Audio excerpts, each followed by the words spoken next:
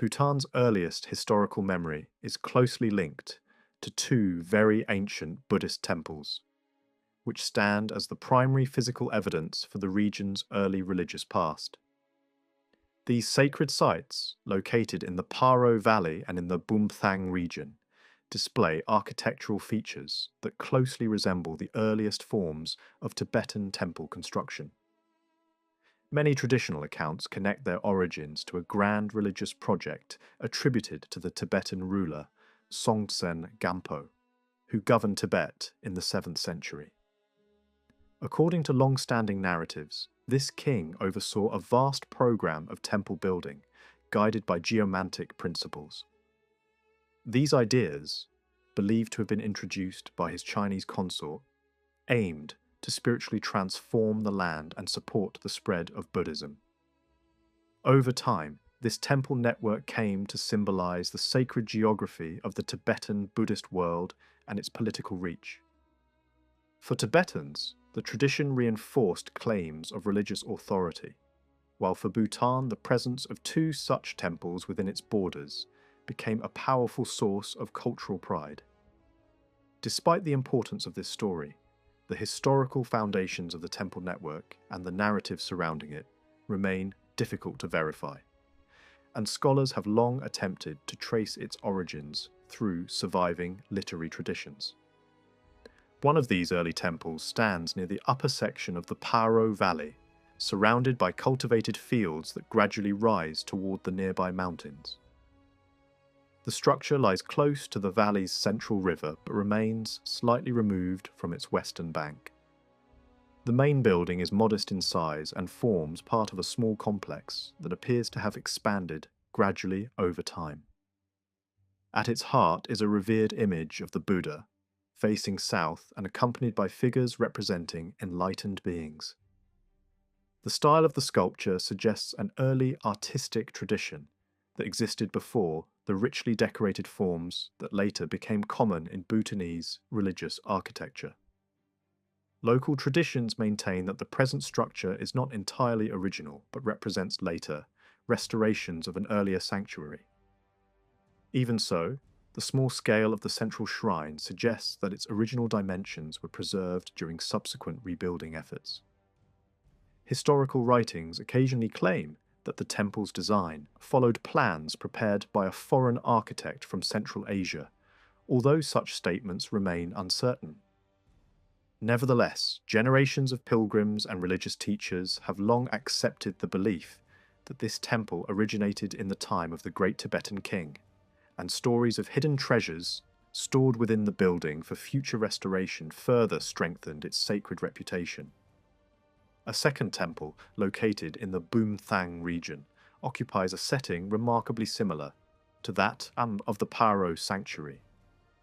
It stands on the valley floor near a river close to the mountain slopes, and like its counterpart, it consists of a central shrine surrounded by later additions. The temple takes its name from its principal image, a large representation of the future Buddha, which faces east. While the outward appearance of the two temples shows clear similarities, their interiors reveal distinct features that reflect different traditions of worship.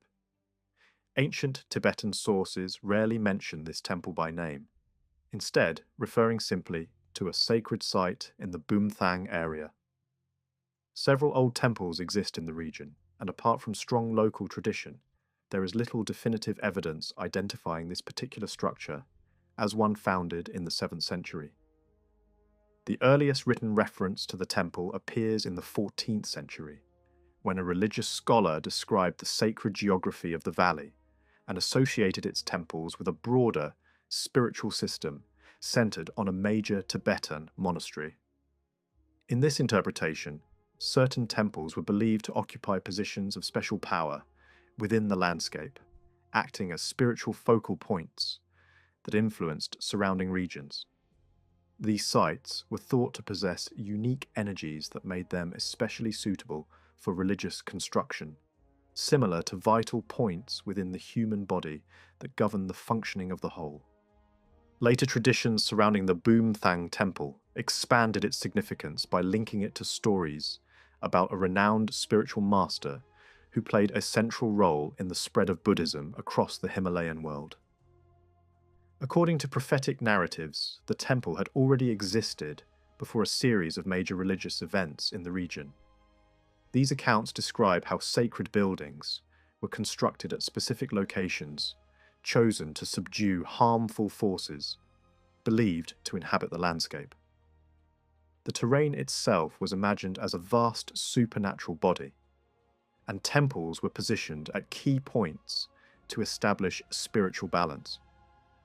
Such ideas closely resemble earlier legends associated with the temple-building activities of the Tibetan king, though later versions often shift the focus from royal authority to the actions of religious teachers.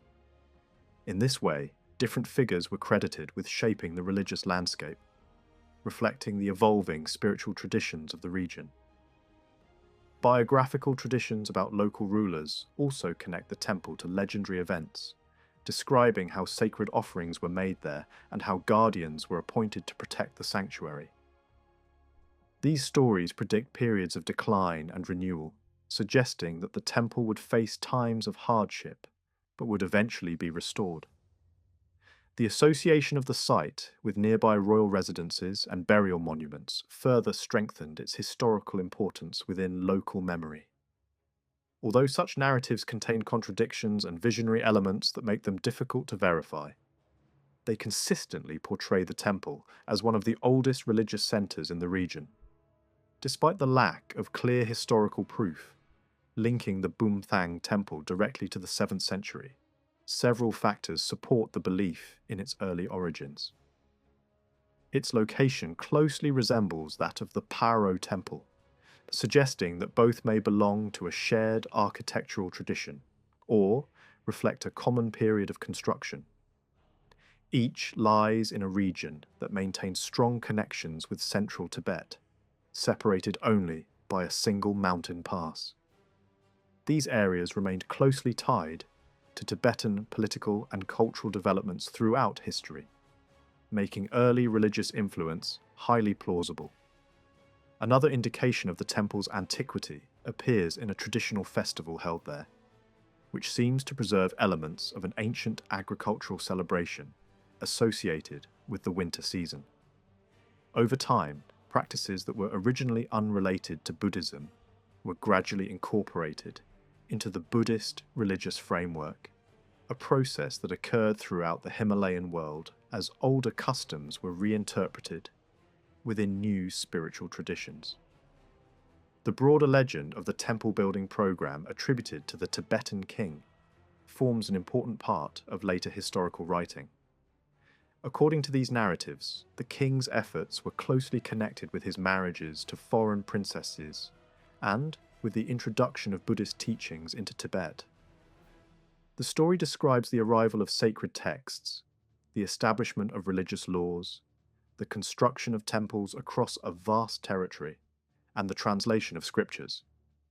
It also portrays the king as a figure of extraordinary spiritual significance whose actions shaped the religious identity of the region. Yet the earliest surviving written accounts of these events date from centuries after his lifetime, and no contemporary records confirm the details of the story. Many of the texts that describe these events were believed to have been hidden and later rediscovered by religious figures, a tradition that complicates efforts to determine their historical reliability. Over time, these narratives were compiled into large collections that blended religious teaching, legend, and historical memory. Different versions of the king's life circulated, sometimes presenting expanded accounts, filled with detailed stories and sometimes offering shorter, simplified versions. The existence of multiple traditions suggests that successive generations adapted the material to suit their own purposes, either adding new elements or reshaping earlier ones. Some authors expanded brief outlines into elaborate narratives, while others condensed complex stories into more accessible forms. As a result, the figure of the king became increasingly mythologized, and his role in shaping the religious landscape grew ever more prominent. Although the precise origins of these traditions remain uncertain, their influence on the historical consciousness of the Himalayan region has been profound. The temples associated with the legend continue to stand as powerful symbols of religious continuity and cultural identity. Whether or not they were truly founded as part of a grand 7th century plan, they reflect a deep connection between landscape, spirituality, and political authority. The stories surrounding them reveal how historical memory, religious belief, and national identity became intertwined, shaping the way both Tibetans and Bhutanese understood their past. Through architecture, ritual, and narrative, these ancient temples came to embody a vision of sacred geography that continues to define the cultural heritage of the region. Before the Chinese princess, known as Kongzhou, leaves her father's court to travel west and marry the Tibetan ruler Songtsen Gampo in 640, she asks for gifts that are practical as much as they are prestigious. Among them is a divination chart described in tradition as a striped scroll of trigrams divided into dozens of sections. The account then insists that what she actually receives is even larger and more elaborate. A chart arranged into hundreds of parts, prepared according to Chinese divinatory learning. In later stories, this object becomes the key instrument she uses to read the land itself, deciding where temples should stand and how a new religious order might be anchored in Tibetan soil. The picture that emerges is not of a single, tidy tradition of fortune-telling, but of a complicated blend of Indian, Chinese, and local Tibetan methods, layered together in a way that reflects a frontier world, absorbing ideas from several directions at once. When the princess's entourage reaches Lhasa, the journey abruptly turns symbolic. The chariot carrying the sacred image she has brought from China suddenly sinks and locks into the sand. Guards and champions strain to free it, but the wheels will not move. The princess treats the failure as a sign rather than an accident. She spreads out her divination chart, performs the required calculations, and reaches a startling conclusion. The entire Tibetan landmass can be read as the body of a fallen demoness lying on her back. Specific features of the landscape become parts of that body. A broad plain becomes the domain of water spirits. A lake within it is described as the demoness's heart-blood. 3 peaks rising from the plain are interpreted as vital organs and channels of life force. In this reading, the disorder of the land is tied to the disorder of society, and the violence associated with the old ways is explained as the natural outcome of malignant alignments embedded in the terrain.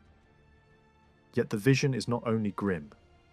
The same analysis lists beneficial qualities that already exist in the land, as if Tibet contains both promise and peril, waiting for the right intervention to draw one forward and press the other down.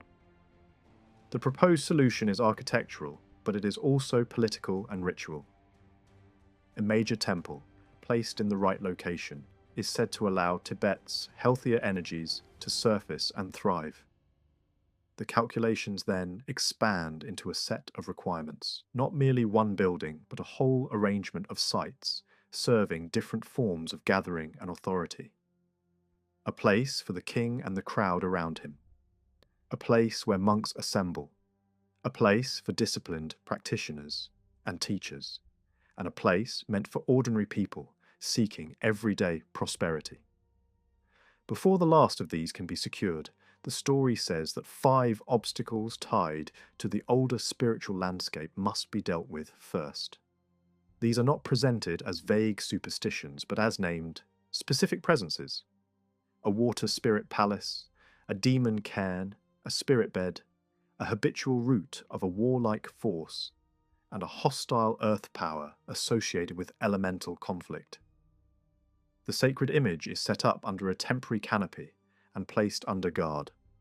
A deliberate move meant to counter one of these forces immediately, as if the statue itself functions like a stabilizing nail driven into unstable ground. The political theatre follows quickly. The princess is admitted to the ruler's presence and a public celebration is held. Inside the palace, however, another drama is already unfolding. The Nepalese queen, Kri Batsun, observes the commotion and understands what it implies. She sees a rival arriving with a famous sacred image and a reputation for geomancy. She reasons that a woman capable of reading the land will not stop at one temple, and she becomes determined to act first, asserting seniority by building grand memorials before the newcomer can claim the landscape. A confrontation follows, sharp and personal.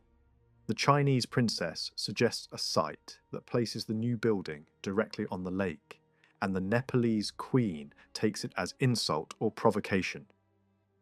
The dispute escalates into a long standoff. The newcomer is kept away from the king for an extended period, and only later do the two women appear to soften the conflict through formal dialogue and negotiated words. Even then, the original advice is repeated with insistence. The lake is not a joke, not a trap, but central to what must be done.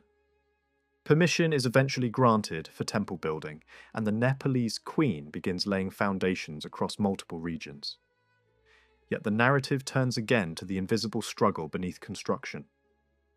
What rises by day is torn down by night. The cause is not blamed on weather or human sabotage, but on hostile spirits that resist the new religious order. Faced with repeated failure, the queen does what she once refused to do. She appeals to the Chinese princess's expertise. She sends gold powder as a sign of deference and urgency. The geomantic chart is unrolled again, and the same landscape reading returns, refined and slightly expanded. The guidance now points toward one site that can satisfy multiple functions at once. A place where lay people gather, a place suitable for monastic assembly, a place for ordinary well-being, and a place for a monastery used by those who come and go. This is framed as the future heart of Lhasa's great cathedral temple, the central anchor for the entire transformation. The instructions are not limited to selecting ground. They include a sequence of remedies aimed at clearing the older forces in the correct order. Destroy a particular demon cairn. Break the power of a cluster of spirits associated with a named region, and only then fill the lake with earth. The story introduces further measures that sound foreign and technical, involving directional symbolism and the positioning of ritual forms meant to suppress hostile earth energies. At this point, misunderstanding becomes part of the plot.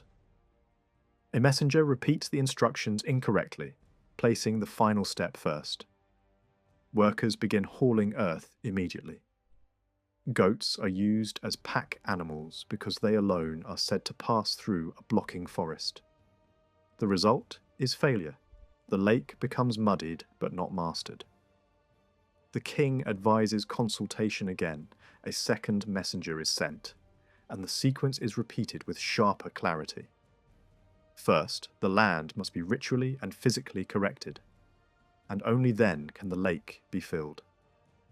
The instructions are tied to the classic directional animals of Chinese tradition: dragon, bird, tortoise, and tiger, each associated with a quarter of the world and the ordering of space. Suspicion returns as quickly as cooperation. The Nepalese queen begins to believe the Chinese princess is misleading her out of jealousy. She takes her complaint to the king, and the king turns to an image he possesses, treating it as an oracle rather than an ornament. Light is said to radiate from it and settle over the milk-plain lake, turning the water into a luminous field. The king rides down to see it, and the scene is described as if the land itself amplifies as royal presence. The sound of hooves becomes enormous, and the local people interpret what they witness differently according to their own moral condition. The next day, the Nepalese queen is brought to the lake. The king proposes a decisive test. She must build the temple where his ring lands. He throws it. It strikes her saddle, bounces and drops into the lake. The queen breaks down, convinced she's being manipulated. The king points to the light pouring over the water and promises to build her temple there himself. The emotional conflict is resolved not through argument, but through spectacle and reassurance. Construction begins, but the account insists it is unlike ordinary building. A royal palace rises beside the lake. Craftsmen from Nepal are brought in, and they are said to copy a radiant outline that appears over the water like a revealed blueprint. Timber and a strange, enduring mud associated with water spirits emerge from below. Foundations are laid through a careful mixture of materials, and the plan is described as combining different cultural logics at once. A square foundation linked to ordinary people, a patterned foundation linked to monastic life, and a swastika-like layout linked to the older Bon tradition. Even this does not end the struggle. What is raised by day is still pulled apart by night. Only when the king finally grasps the full set of geomantic conditions on his own does the building become possible. The story portrays this moment as a shift from dependence on specialists to a ruler's direct, almost instinctive mastery of the land's hidden rules. Out of that realization comes the larger plan, the scheme that later writers treat as one of the defining myths of early Tibetan Buddhism. The demoness is not only lying beneath Tibet, she is also active, flinging her arms and legs outward. To stop that movement, temples are placed like pins. First come 4 major temples in the central regions, described as suppressors that hold down the great horns of the demoness. Then, 4 more are built to tame the borderlands. Finally, another 4 are established to tame the regions beyond the border. Each temple corresponds to a limb or joint, and the land is transformed into a diagram of control. Different groups perceive the king differently while this happens. Enlightened beings see him as a sacred figure, building palaces of the teaching. Distant border communities see him as appearing to them directly, issuing orders for temple construction. Those close to the court understand it as a strategic delay. The king refuses to finalize the queen's temple until the wider landscape has been secured against hostile forces. Later commentators attempt to explain the scheme by comparing it to Chinese ideas of governance arranged in expanding zones around an imperial center. The basic Chinese model describes concentric domains that move from royal territory outward through increasingly foreign and less cultivated regions. Tibetan tradition seems to compress this logic into a 3-tiered pattern that fits Tibetan realities and Tibetan self-image, preserving the sense that a civilized center radiates outward into harder, more dangerous spaces. Yet the Tibetan version shifts the axis of the world. Rather than organizing space around north and south in the Chinese manner, it leans into an east-west alignment that matches Tibetan geographic imagination, where high western regions and lower eastern regions form a natural mental map. The demoness's head points east, and that detail can also be read as a Buddhist shading of the landscape. The old country faces the direction of awakening even as it is being subdued. The scheme's structure also resembles a mandala, suggesting that cosmological patterns were gradually woven into the political map as Buddhism took deeper root. There are clues that the myth is not a simple 7th century record but a later synthesis, shaped by developments that occurred after Songtsen Gampo's death. The 4 horns that define the central zone match administrative and military structures that only appear clearly in sources from the late 7th and early 8th centuries. That timing implies a process of retroactive ordering, where later realities are projected backward to give the past a cleaner design. Another Chinese influence sometimes proposed is the image of a cosmic tortoise lying on its back, limbs extended to the compass points. If such a figure served as a model, then the Tibetan demoness becomes more than a random monster.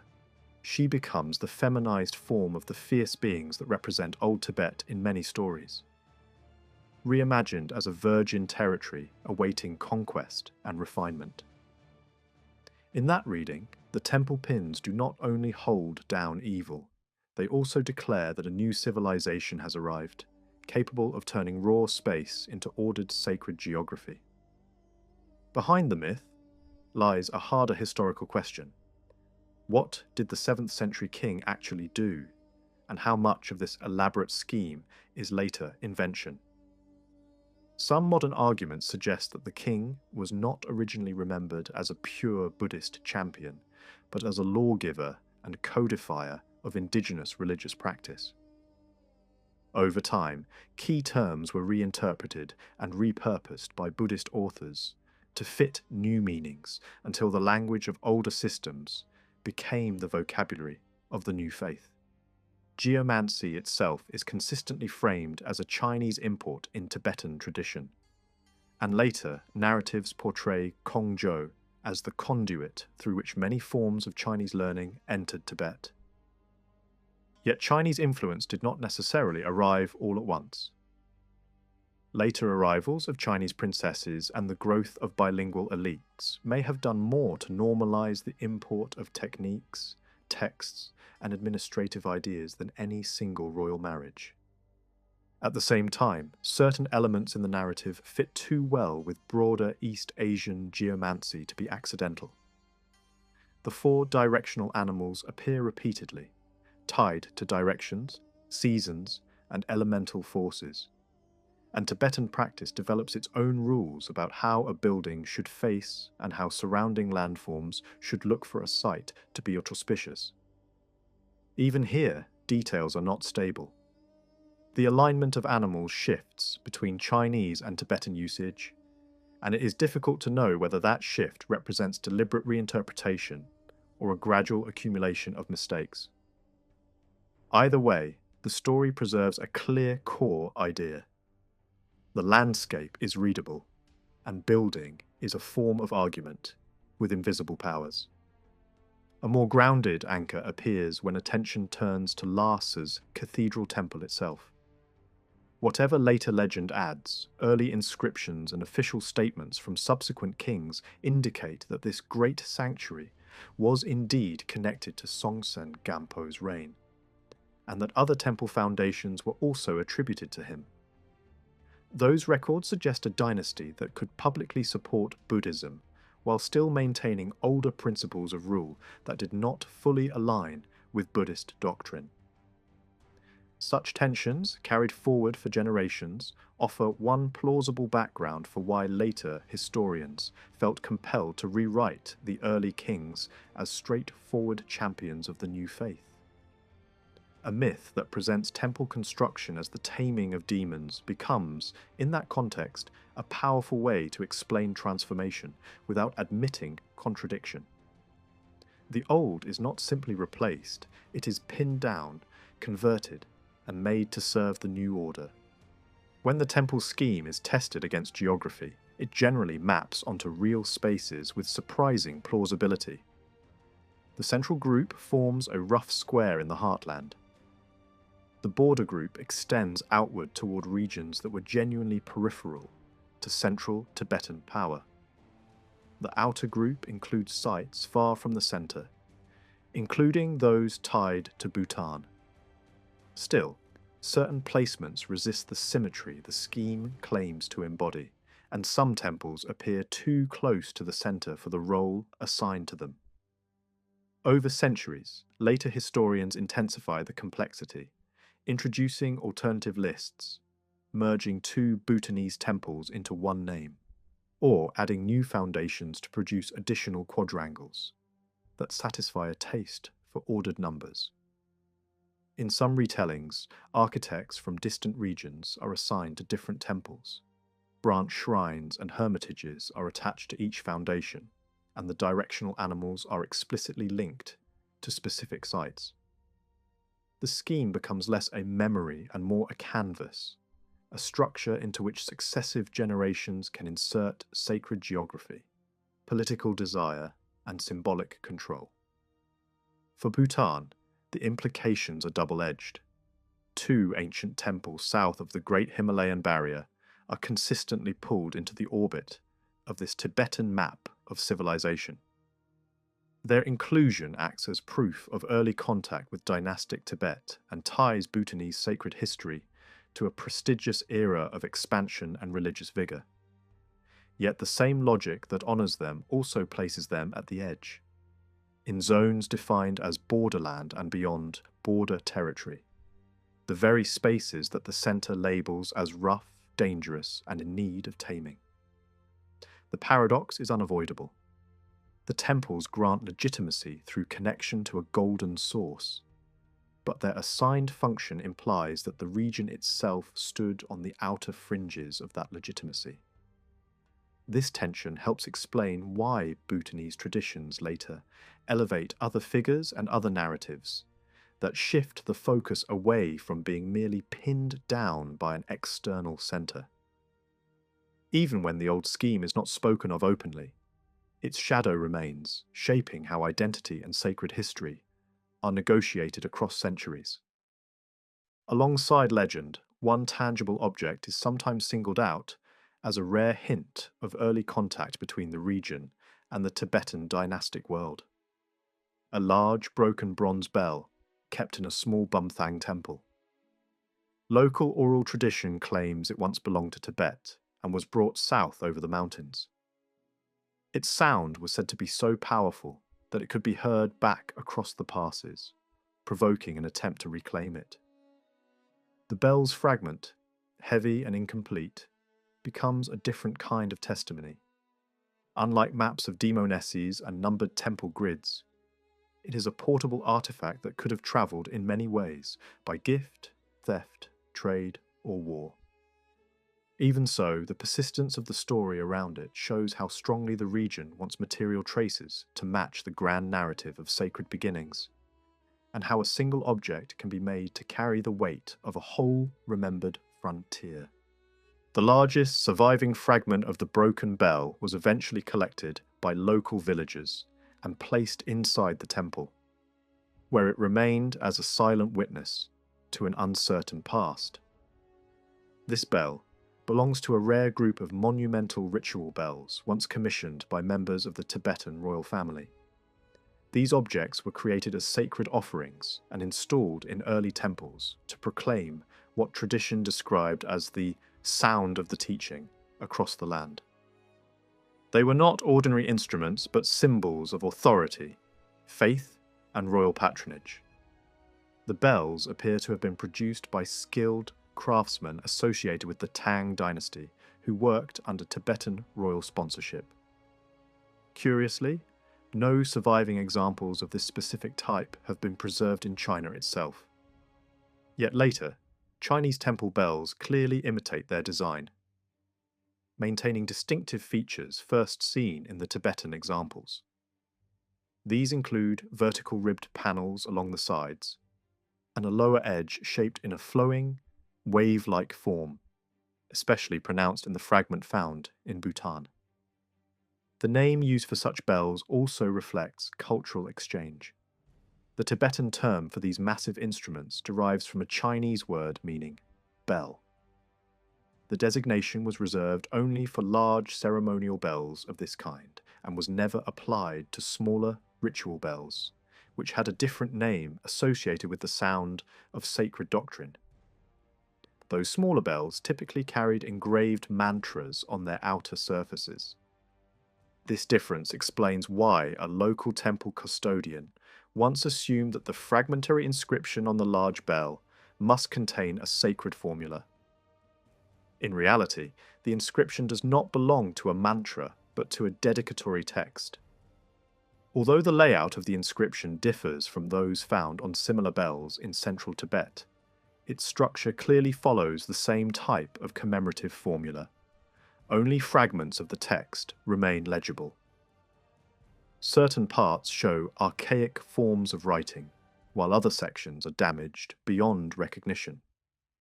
From the surviving lines, it appears that the craftsman responsible for casting the bell was named either Liu Stag or Liu Stang.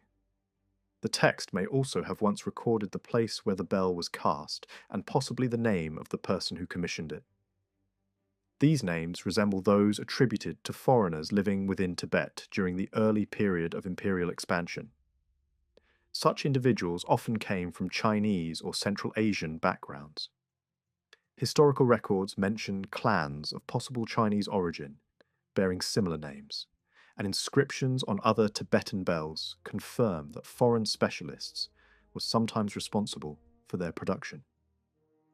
The craftsman responsible for this bell appears to have been a professional artisan rather than a monk, since the title attached to his name suggests technical expertise rather than religious office. Comparison with other surviving bells suggests that this example may have been produced during the later 8th century. Several well-known bells from central Tibetan temples date from that time and were commissioned by a royal consort who later became a nun and adopted a religious name. Although it cannot be proven that the same patron was involved in this case, the possibility remains open. The similarities between the bells are strong enough to suggest a shared tradition of production. If the bell truly belonged to the temple where it is now preserved, it would represent a rare and powerful piece of evidence for early Tibetan religious activity south of the Himalayas. Written sources from the same period provide only limited information about contact between Tibet and neighbouring regions, and those references rarely concern religion. This object, therefore, carries considerable historical importance, suggesting a connection that written records alone cannot fully explain. Local stories attempt to explain the bell's damaged condition. According to tradition, Tibetan soldiers once heard its sound echoing across the mountains and marched south to reclaim what they believed was their property. During the struggle, the bell was broken. Although the tale is clearly legendary, it reflects an attempt by later generations to explain the presence of an unfamiliar and ancient object whose true origin had been forgotten. The temple that houses the bell displays several other features suggesting great antiquity. It is unusually small, far more modest than typical Bhutanese temples. The central image depicts a cosmic Buddha associated with early religious traditions, and in the courtyard stands a curious stone structure resembling the base of a pillar. Carved upon its surface is an 8-petaled lotus motif, identical to the decoration found on the bell itself. Nearby stands another remarkable object, a long stone set into a circular base, bearing an inscription of a sacred formula. The stone is heavily weathered, its original markings almost erased by time. These objects, in their current arrangement, offer little immediate explanation, yet their presence suggests that the site once held earlier ritual significance. One possible interpretation proposes that the stone pillar once formed part of an ancient monument predating the temple. If so, the religious structure may have been built at a location already regarded as sacred. Such continuity between older beliefs and later religious traditions is well documented throughout the region. Pre-existing symbols and ritual objects were often incorporated into new religious settings rather than destroyed. Similar examples appear elsewhere in the region. Certain temples contain standing stones that local tradition describes as self-created or miraculous, though their careful shaping suggests deliberate human craftsmanship. These monuments likely represent prehistoric markers, later absorbed into religious practice. Their continued presence reflects a gradual transformation of earlier ritual traditions, rather than their complete disappearance. Local legend adds another layer to the story of the temple site. According to tradition, a hidden lake once lay beneath the stone platform. A famous religious figure is said to have recovered sacred treasures from its depths, and then sealed the opening with a stone marked by a lotus symbol. Although historical records do not confirm this story, several factors may have inspired it. The lotus carving recalls the name of the revered figure who was associated with dramatic acts of treasure discovery.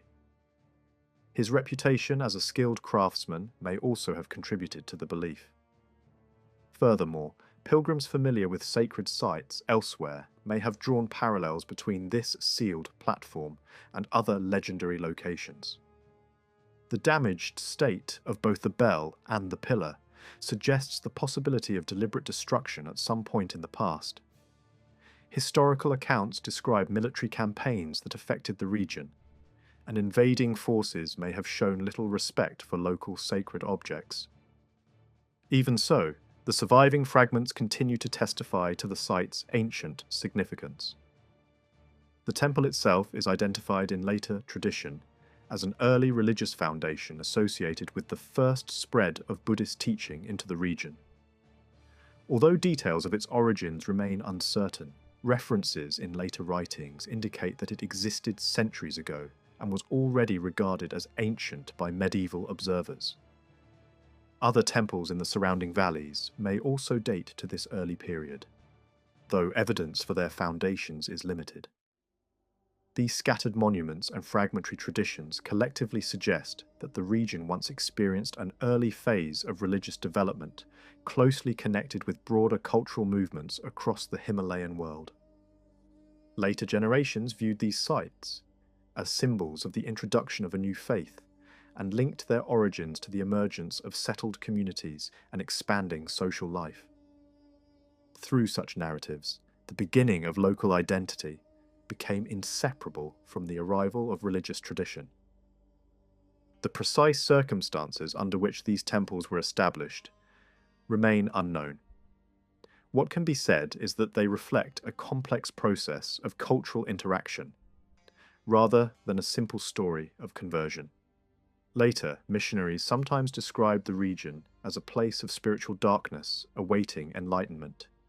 Yet the existence of these ancient foundations reveals a more complex history. Religious ideas had already taken root, adapting themselves to local beliefs and landscapes long before later reformers arrived. Another powerful legend associated with early history concerns a ruler remembered as the Sindhu Raja, an exiled Indian king said to have established a short-lived kingdom in the region. His story survives in both oral tradition and written narrative. While clearly shaped by myth, it contains elements that appear grounded in real geography and historical memory. Sites associated with his life can still be identified, suggesting that the legend evolved around actual locations and events. The tale presents a dramatic account of political conflict, supernatural intervention, and religious transformation. Yet when traced back through earlier versions, the narrative becomes increasingly uncertain. Each retelling reshapes the story, expanding its meaning and adapting it to new religious interpretations. The figure of the king gradually transforms from a local ruler into a heroic foreign exile, illustrating how collective memory reshapes the past to serve later cultural needs. The most developed version of the story describes how the king's life was saved through the intervention of a powerful spiritual master who subdued hostile forces threatening the kingdom.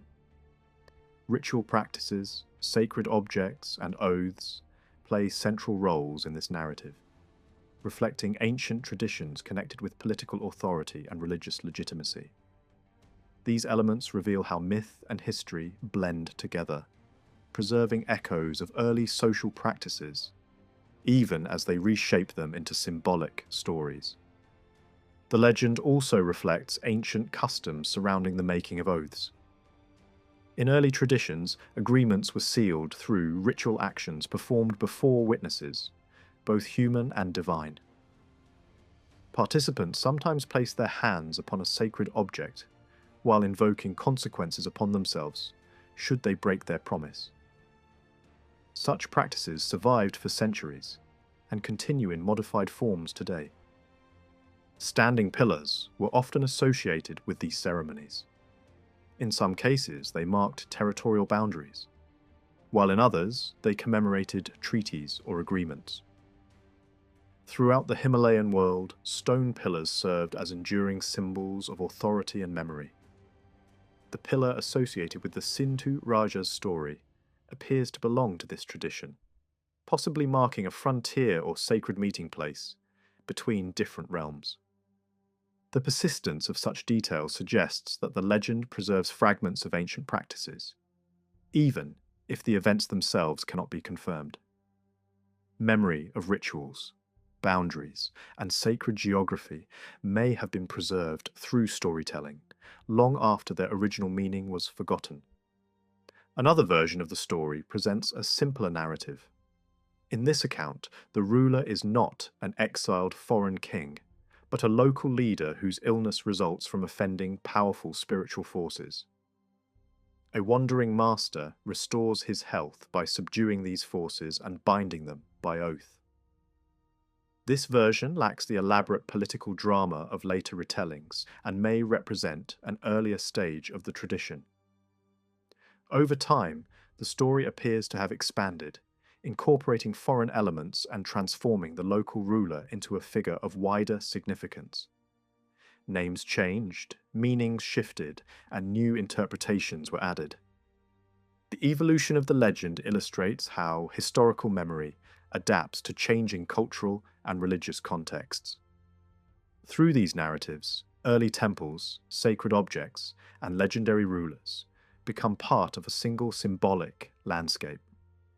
They represent the meeting of different cultures, the transformation of older beliefs, and the gradual formation of a new religious identity. Even where historical certainty is impossible, the stories themselves reveal how communities understood their origins and their place within a wider world. The surviving monuments and traditions, therefore, remain invaluable. They offer not a clear record of events, but a layered memory of cultural change, political ambition, and spiritual transformation. Together, they form a complex picture of a region shaped by contact, conflict, and adaptation, where myth and history continue to intertwine across the centuries. According to later tradition, the text did not follow a simple path through history. It was said to have been concealed, rediscovered, lost again, and recovered more than once before eventually becoming part of a larger collection of sacred writings.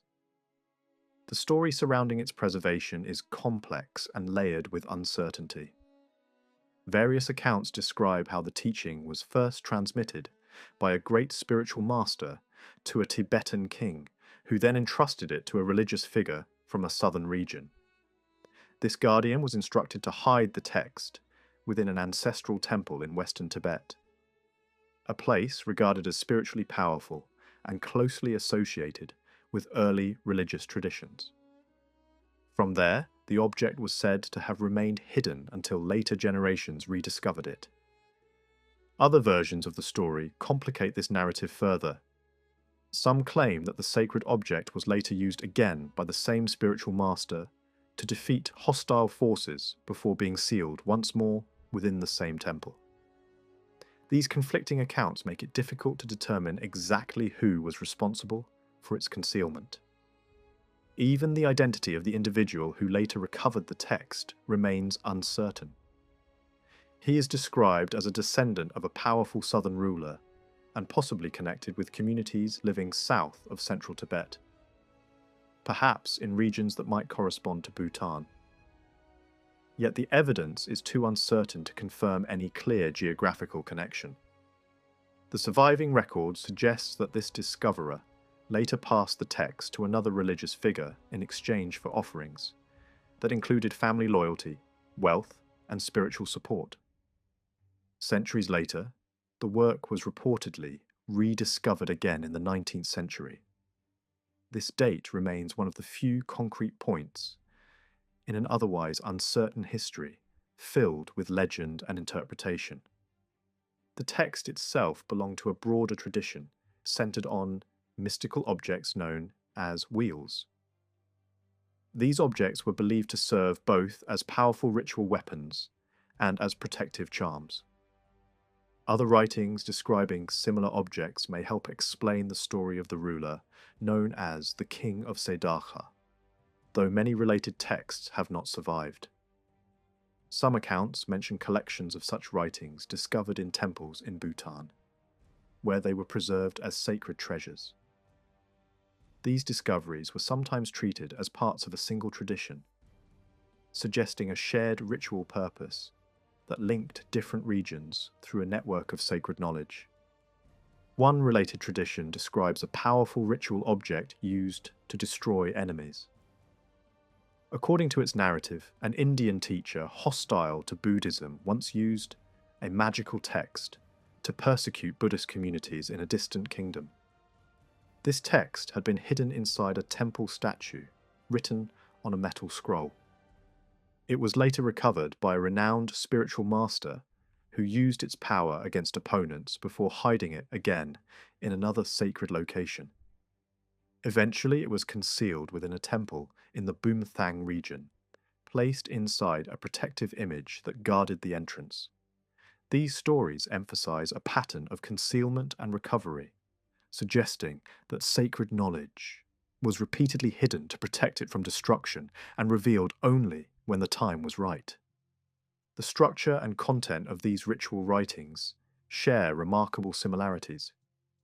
They describe in great detail the form of protective objects, their preparation, and the ceremonies required to activate their power. These parallels likely reflect a shared ritual tradition, rather than direct borrowing between texts. Nevertheless, the existence of related narratives linking distant regions suggests how certain stories may have spread and gained authority over time. One interpretation proposes that the account of the Sindhu Raja originated not from written transmission but from local tradition. According to this view, the story was preserved within the region of Bhutan and later recorded for a wider audience. This explanation removes the need to assume direct historical connections between distant figures and instead emphasizes the role of regional legend in shaping religious narrative. Even so, later versions of the story incorporated elements that connected the ruler to India, showing that foreign influence had already become part of the tradition by the time these accounts were written. Subsequent additions expanded the narrative even further. The spiritual master at the center of the story was described as traveling to India, defeating opponents of Buddhism, and restoring important religious sites. Prophecies were added predicting the destruction of royal palaces and the rebirth of the ruler's lineage in future generations. These elements serve to strengthen the authority of the text by presenting it as a source of divine prediction. The hidden purpose of such narratives was often to support claims of spiritual legitimacy and political authority, particularly during periods when religious status carried strong social influence. The name of the ruler himself also reveals important cultural influences. Over time, the original name evolved into a form associated with India, reflecting a tendency to connect local traditions with prestigious foreign origins. This transformation parallels other legends claiming that the earliest rulers of Tibet came from India. Such stories often emerged in newly formed states, seeking to establish a noble ancestry by linking themselves to ancient civilizations. Later, historical writings describe early settlements in the southern Himalayan regions, founded by Indian rulers and their followers. These accounts portray flourishing communities enjoying prosperity and strength. Ruins scattered throughout the landscape were interpreted as the remains of ancient palaces belonging to these foreign kings. Although such claims cannot be confirmed, they reflect a persistent belief that the region once experienced strong Indian influence before later political changes reshaped its identity. According to these narratives, the arrival of Tibetan forces eventually drove out the Indian rulers. Tibetan soldiers settled in the region and established permanent communities, gradually shaping the cultural landscape. This tradition presents the region's population as descendants of these settlers, blending indigenous origins with external influence. Although modern scholars treat such stories with caution, they reveal how communities understood their past and explained their cultural identity. Some later writers even claim that the region had been settled by specific Indian groups, though these assertions appear to stem from misunderstandings of earlier reports. Historical investigation shows that such claims often originated from confused accounts recorded by early visitors who misinterpreted local traditions. Over time, these misunderstandings evolved into widely repeated but historically unsupported theories. At the same time, other traditions emphasized Tibetan rather than Indian origins for the region's population. Certain accounts describe frontier troops sent by Tibetan rulers to guard border territories.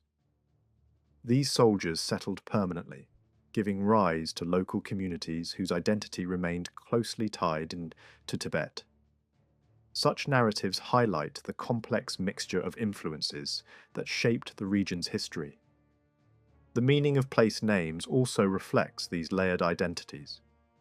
Some names are interpreted as references to people who never returned to their homeland, suggesting permanent settlement by migrants. Over time, these names became associated with particular regions or communities, though their original meaning has often been forgotten. Variations in pronunciation and interpretation further complicate attempts to reconstruct their history. Despite uncertainty, these traditions consistently emphasize movement, migration, and cultural exchange. They describe waves of settlement, shifting political authority, and the gradual formation of new societies at the crossroads of powerful neighboring civilizations. Whether historically accurate or not, such stories reveal how communities sought to understand their origins and define their place in the world. The narrative then introduces another important figure, a prince whose story became central to later legend. Though originally independent, his tale was eventually connected to the broader history of the region. He was portrayed as the son of a powerful king, but burdened with a controversial birth that cast doubt on his legitimacy. His life became a story of exile, struggle, and eventual settlement in a distant land. According to tradition, this prince was banished from his homeland as a result of political conflict and accusations of wrongdoing. His exile was not merely a personal punishment, but a ritual act intended to remove misfortune from the kingdom. He was expelled together with followers who shared his fate, carrying with them the seeds of future settlement. Such accounts reflect ancient practices in which a symbolic figure was driven out to cleanse society of evil influences. After wandering through border regions, the prince established a new domain where prosperity flourished. His settlements combined architectural styles and cultural practices drawn from both Tibetan and Indian traditions. Trade routes passed through the area, bringing wealth and encouraging cultural exchange. The region became a meeting place of different traditions, shaped by its position between powerful neighbours. Despite this success, the prince's ambition eventually led him to challenge the authority of his father's kingdom. He gathered forces and launched an invasion, only to be repelled by supernatural intervention. The story portrays divine power as protecting the established religious order, reinforcing the idea that political rebellion was also a spiritual transgression. The narrative continues with dramatic episodes in which a spiritual master deceives the prince and his followers, ultimately expelling them once more. Through cunning and supernatural skill, he removes them from their stronghold and conceals the land they had occupied. The region becomes a hidden sanctuary, invisible to ordinary people and protected by powerful spirits. This idea of a concealed paradise would later become central to the concept of hidden lands in Himalayan religious tradition. These hidden lands were imagined as sacred refuges revealed only in times of crisis. They offered protection to the faithful during periods of social disorder and spiritual decline. The myth of the prince and his exile provided an origin story explaining how such a sanctuary came into existence. Over time, the legend spread across the Himalayan world. Different communities adapted the story to their own circumstances, claiming descent from the prince or his companions. In some regions, he was remembered as a heroic ancestor, while in others, he appeared as a tragic or even comic figure. These variations reflect the flexibility of oral tradition and its ability to absorb local identity. The story also contains echoes of ancient ritual practices. The prince's banishment resembles ceremonies in which symbolic figures representing misfortune were expelled from the community. Such rituals were intended to restore balance by removing harmful forces. The narrative transforms this ritual pattern into a dramatic tale of exile and renewal. Another striking element of the story is the description of a mechanical flying device used to transport the prince and his followers. This extraordinary machine, shaped like a great mythical bird, carried passengers through the sky and obeyed the commands of its operator. The account reflects a long tradition of imaginative stories about flight, blending technological fantasy with spiritual symbolism. The use of such a device in the narrative serves a symbolic purpose. It represents the power of spiritual mastery over physical reality and emphasizes the dramatic removal of the prince from his domain. The image of flight also reinforces the theme of transition between worlds, from visible territory to hidden sanctuary. Over centuries, the legend continued to evolve as it spread across different regions. Communities in Bhutan, Arunachal Pradesh, and Nepal developed their own versions, each emphasizing different aspects of the story. Some claimed direct descent from the prince, while others associated him with local, sacred geography. The myth became a shared cultural heritage linking diverse populations across the Himalayan region. The concept of the hidden land eventually gained great importance in Bhutanese historical thought. It provided a framework for understanding the country's origins and its role as a refuge for religious traditions. According to this vision, the region was destined to become a sanctuary where spiritual teachings would survive during times of turmoil. This idea shaped the historical imagination of the region. Migration, exile, and refuge were no longer seen merely as political events, but as part of a sacred plan. The movement of people across mountains and borders was interpreted as the fulfillment of prophecy, rather than the result of conflict. Through these narratives, myth and history became deeply intertwined.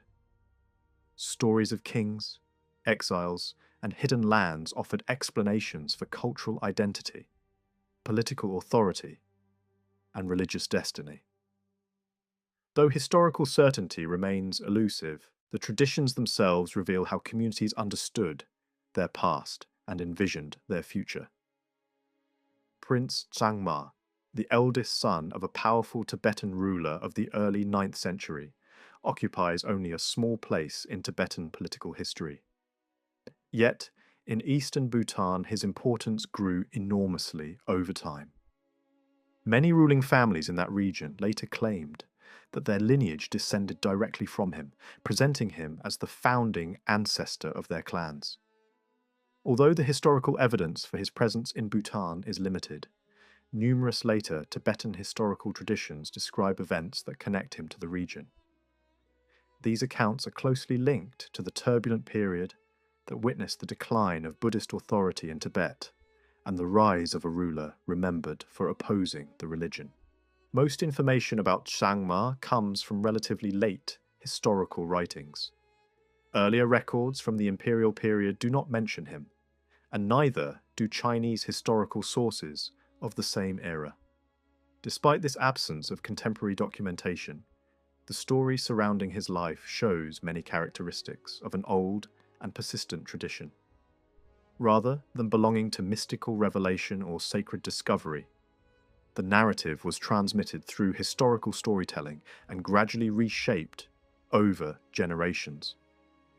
For Tibetan writers, he remained a minor figure, and the stories about him were relatively simple. In Bhutan, however, local traditions expanded his role dramatically, transforming him into a central ancestral figure whose descendants were believed to rule the eastern valleys. These Bhutanese traditions developed largely independent of Tibetan written history, though their general outline remained compatible with it. Local clans appear to have claimed descent from the prince without relying directly on historical texts. Instead, they preserved their traditions through oral memory. Only later did scholars attempt to demonstrate that these local traditions corresponded, at least broadly, with historical records. The earliest known reference to Tsangma appears in a royal genealogy compiled in the early 13th century. This source describes him as the eldest of 3 royal brothers. According to the account, he was expelled from the royal court and sent south to the region of Bumthang, where he eventually died after being poisoned. The text also emphasizes that his descendants survived, suggesting that his exile led to the establishment of a new lineage outside central Tibet. These brief statements raise several questions. As the eldest son, Tsangma would normally have been expected to inherit the throne. Later, writers attempted to explain his exclusion by claiming that he had become a monk and therefore relinquished his political rights. However, the earliest sources do not mention this explanation. Some scholars have suggested that the idea of his monastic life may have been introduced later to explain his name, which carried associations of purity. Others propose that he may briefly have exercised authority before losing power, though firm evidence for this remains lacking. The identity of those responsible for his death is equally uncertain. The early accounts mention 2 noblewomen connected with the royal court, but their names appear in different forms and cannot be clearly identified. One of them may have belonged to a powerful clan that had close ties to the royal family. Later, traditions portray her as acting on behalf of Tsangma's rival brother, suggesting that political conflict within the royal household may have played a role in the prince's downfall. The date of Tsangma's exile also remains unclear. Historical records provide only vague references, and attempts to assign a precise year rely largely on speculation. What appears more certain is the claim that he was sent southward into territories bordering Tibet, particularly the region of Bumthang. This detail became highly significant for later Bhutanese traditions, which interpreted his exile as the beginning of a new political and social order in their homeland. Some later writers placed Tsangma not in Bumthang, but in another southern region near the Tibetan frontier.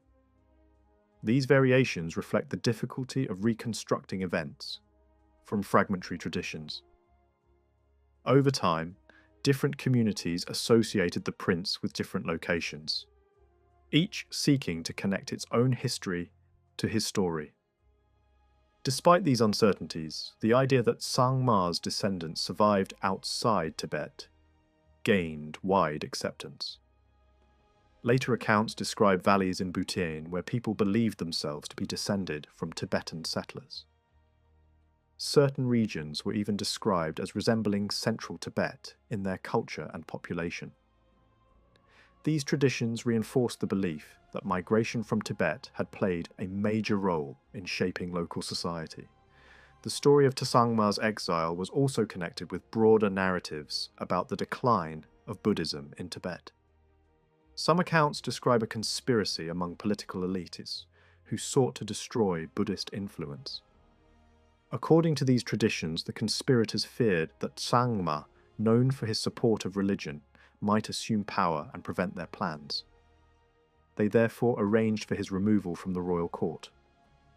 In some versions, he was persuaded to leave under the pretext of fulfilling religious duties, while in others, he was forced into exile. Once removed from Tibet, the prince was said to have travelled through mountainous regions toward the south. Later, traditions describe him arriving in unfamiliar lands, where the language and customs differed from his own. Eventually, he found a fertile region where he settled and established a new domain. There, he became the leader of local communities, and his descendants were said to have ruled various territories. Bhutanese oral tradition preserves vivid accounts of these events. According to one narrative, Sangma journeyed eastward after leaving Tibet, searching for a suitable place to settle. Guided by favourable signs and auspicious events, he eventually chose a valley where he established his residence. Local people, impressed by his noble appearance and authority, invited him to become their ruler. A palace was built for him, and he began a new life far from the conflicts of his homeland. The story continues by describing how his sons were sent to different regions, where they founded separate lineages. Each settlement became associated with a particular branch of his descendants, and local families traced their ancestry to these founding figures. Over time, these traditions formed the basis of regional identities and political authority. The migration of Tsangma and his followers was also linked to a broader movement of people fleeing unrest in Tibet. As religious persecution increased, monks and scholars sought refuge in neighbouring lands. These refugees may have contributed to the spread of Buddhist traditions in Bhutan, strengthening cultural connections between the two regions. The figure of Tsangma thus came to symbolise both political exile and cultural transmission. Whether or not he was himself a religious figure, his story became associated with the preservation of Buddhist teaching beyond the borders of Tibet. In this sense, his exile represented not only a personal misfortune, but also a moment of cultural transformation. Over time, the narrative of Tsangma's life acquired mythic dimensions. In some accounts, he appears as a heroic ancestor, while in others he is portrayed as a tragic figure driven from his homeland by intrigue and betrayal. These different interpretations reflect the evolving needs of the communities that preserved his story. In eastern Bhutan, his descendants formed the basis of powerful local clans. These groups traced their authority to their supposed royal ancestry, using genealogies to legitimize their rule. Their identity rested on the belief that they shared a common origin and inherited a sacred connection to their founder.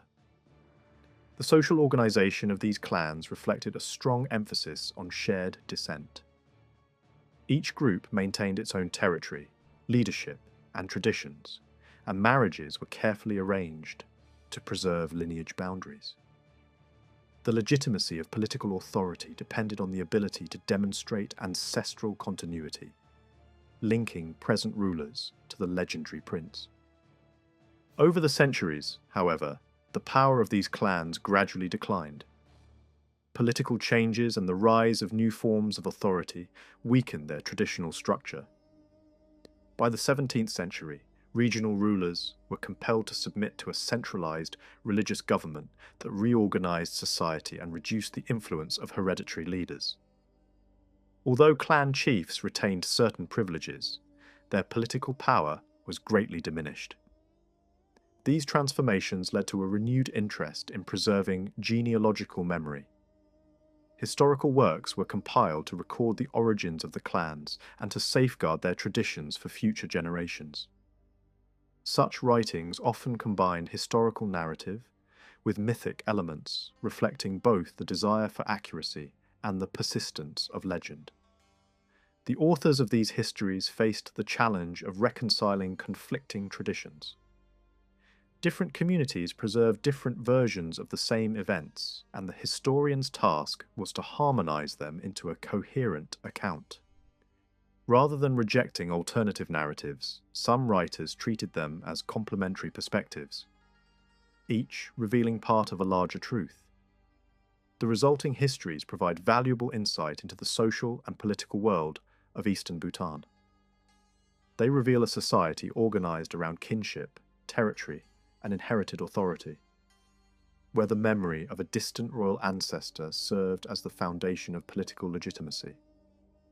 At the same time, they illustrate the fluid boundary between history and myth, showing how collective memory shapes the understanding of the past. In contrast to other regions of Bhutan, where religious institutions dominated political life, Eastern Bhutan preserved a more secular tradition of governance. Authority rested primarily in the hands of clan leaders, rather than monastic hierarchies. This distinctive social structure helps explain the importance of genealogical history in the region. The story of Tsangma therefore occupies a central place in the historical imagination of Eastern Bhutan. Whether viewed as a historical figure or a legendary ancestor, he represents the origin of a network of ruling lineages and the foundation of regional identity. His exile, settlement, and descendants became symbols through which communities explained their origins and justified their authority. Although modern historical research cannot confirm every detail of the tradition, the enduring power of the narrative reveals its cultural significance. It reflects a world in which political legitimacy, social identity, and historical memory were inseparably linked. Through the story of a single prince, generations sought to understand their past and define their place within the broader history of the Himalayan region. In genealogical traditions connected with Eastern Himalayan ruling families, the lineage of Prince Jiti Sangma was preserved through generations of descendants, whose names were carefully recorded. For several generations, the naming pattern remained consistent, reflecting a connection to Tibetan royal ancestry. Yet further down these genealogical lists, the names gradually took on a distinctly local character. Many names appear unique to the region itself, suggesting that over time, local identity replaced earlier imperial associations.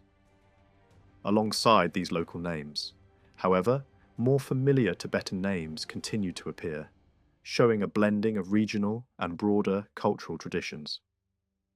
The strongest indication that at least part of these genealogies reflect real historical memory lies in the presence of identifiable individuals. Some figures can be connected with well-known religious teachers and historical movements, including followers of prominent spiritual leaders from the 15th and 16th centuries.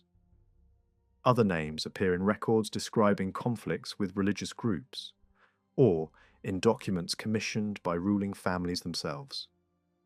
Such evidence suggests that portions of the genealogical tradition were based on authentic oral and written sources. Yet the earliest sections of the lineage gradually fade into legend, accompanied by imaginative explanations of clan origins that reveal how historical memory had already begun to blur into myth. The claim that numerous clans descended from a single ancestral figure appears highly doubtful. It is not even certain that this founding prince had descendants in all the regions where such claims were made. Until further evidence emerges, it remains impossible to determine where legend ends and historical fact begins. What remains significant, however, is the importance of shared ancestry as a social idea. The effort to establish a common origin for diverse groups was intended to provide a unified identity for the many different communities of Eastern Bhutan. A single myth of descent offered a way to explain cultural diversity, while also creating a sense of collective belonging among otherwise unrelated peoples. This attempt to construct unity raises important questions. It is possible that traditions which did not fit the established model were deliberately overlooked or reshaped to conform to the dominant narrative. Some genealogical records suggest alternative origins that were later absorbed into the broader framework. In certain cases, figures who may have been independent founders were reinterpreted as members of the same ancestral line. Such reinterpretations demonstrate how historical memory can be shaped to support social cohesion. Doubts about the overall genealogical system also arise from inconsistencies in the treatment of particular clans. Some lineages appear divided into numerous independent family groups described as royal houses, rather than members of a single unified clan. If these groups had truly shared a common identity, one would expect their collective name to appear consistently throughout the records. Instead, References to such clan identities are rare or absent, suggesting that these ruling families may have functioned outside the traditional clan structure altogether. These families nevertheless claimed to preserve the heritage of the founding ancestor and traced their geographical origins to a common ancestral homeland. This place, remembered in tradition but no longer identifiable, was regarded as the original centre from which ruling groups spread throughout the region. Although the exact location has been lost to history, the belief in a shared homeland reinforced the idea of common origin among different ruling lineages. Another aspect of the historical tradition concerns a group of minor rulers, known by a title indicating lower status than that of kings. Later, historians describe them as descendants of a particular clan ancestor. But earlier sources reveal a much more complex picture. Evidence from several independent traditions shows that these rulers formed part of a continuous historical lineage, extending over several centuries. Their authority was closely connected with religious institutions, and they maintained relationships with prominent spiritual leaders of their time. These rulers were known for their patronage of religious teachers and their involvement in regional politics. Their courts served as centres of cultural exchange where religious practice, political authority, and local traditions intersected. Over time, however, their status appears to have declined. Earlier records refer to them as powerful kings commanding extensive territories, while later accounts describe them merely as local chiefs. This gradual change in status reflects broader political developments in the region, including the expansion of neighbouring powers that reduced the independence of local rulers. Historical accounts provide vivid descriptions of one such ruler's court. The palace displayed strong cultural influences from the Indian world, with elaborate ceremonial practices and richly decorated interiors. Religious images and ritual objects filled the halls, and visiting spiritual teachers were received with great honour. The court maintained both Buddhist and non-Buddhist traditions, demonstrating the complex religious environment of the region. Some narratives describe how religious teachers sought to reform local practices, persuading rulers to abandon violent rituals and adopt more peaceful forms of worship. According to these accounts, rulers who accepted spiritual guidance were promised protection and long life. Such stories reflect the broader spread of Buddhist influence across the Himalayan frontier. Political relations in the region were also shaped by connections with neighbouring kingdoms. Historical evidence suggests that rulers from distant territories sometimes sought refuge in the mountains during periods of conflict, establishing diplomatic and religious relationships with local leaders. These encounters reveal the region's role as a crossroads between different cultural and political spheres. Over time, the authority of local rulers was increasingly constrained by larger political forces. Expanding empires to the north and south gradually absorbed smaller principalities, reducing once powerful kings to minor nobles. Families that had formerly commanded large territories eventually became one among many local elites. Some were incorporated into wider administrative systems, while others retained limited autonomy in remote mountain regions. The origins of many ruling families followed a common pattern. They were often believed to have come from outside the communities they governed, either conquering local populations or being invited to assume leadership. Once established, authority passed through hereditary succession, though not always according to strict rules of primogeniture. The claim of foreign origin may have served to enhance prestige, distinguishing rulers from their subjects and reinforcing their authority. The relationship between rulers and the communities they governed remains unclear. Evidence suggests that ruling families formed an elite group separate from the general population, with little or no shared ancestry with their subjects. Lists of subject clans once existed, but their identities have since disappeared, leaving few traces of the social structure that once supported the ruling order. Marriage practices among these ruling families also played an important role in maintaining social boundaries. Marriages typically occurred outside one's own clan, creating alliances between different groups while preserving internal cohesion. Such rules of exogamy appear to have been fundamental to clan organization throughout the Himalayan world. Like many traditional societies, these clans likely maintained protective ancestral deities associated with their founding figures. Although direct evidence is limited, parallels from neighbouring regions suggest that each clan possessed its own spiritual protector, whose worship reinforced group identity and continuity. The territories controlled by these clans were clearly defined and often centred on fortified settlements. These strongholds served as political capitals, from which rulers governed surrounding valleys. Numerous place names associated with such fortresses survive in historical tradition, indicating a network of small principalities spread across eastern Bhutan and neighbouring regions. Many of these fortifications consisted of massive stone towers, resembling ancient defensive structures found elsewhere in the Himalayan world. These clan territories frequently extended beyond the mountains into the fertile plains to the south. Rulers claimed rights over trade routes and border communities, collecting taxes and controlling access to important passes. The lowland regions served both as sources of wealth and as gateways to the wider world beyond the mountains. Contact with the plains brought economic and cultural exchange, but also conflict. Mountain rulers often competed with expanding states for control of these territories. Over time, treaties and military campaigns reshaped political boundaries, gradually reducing the independence of local clans. Despite political changes, trade and pilgrimage routes linking the mountains to the plains remained active for centuries. These connections fostered economic interdependence and religious exchange.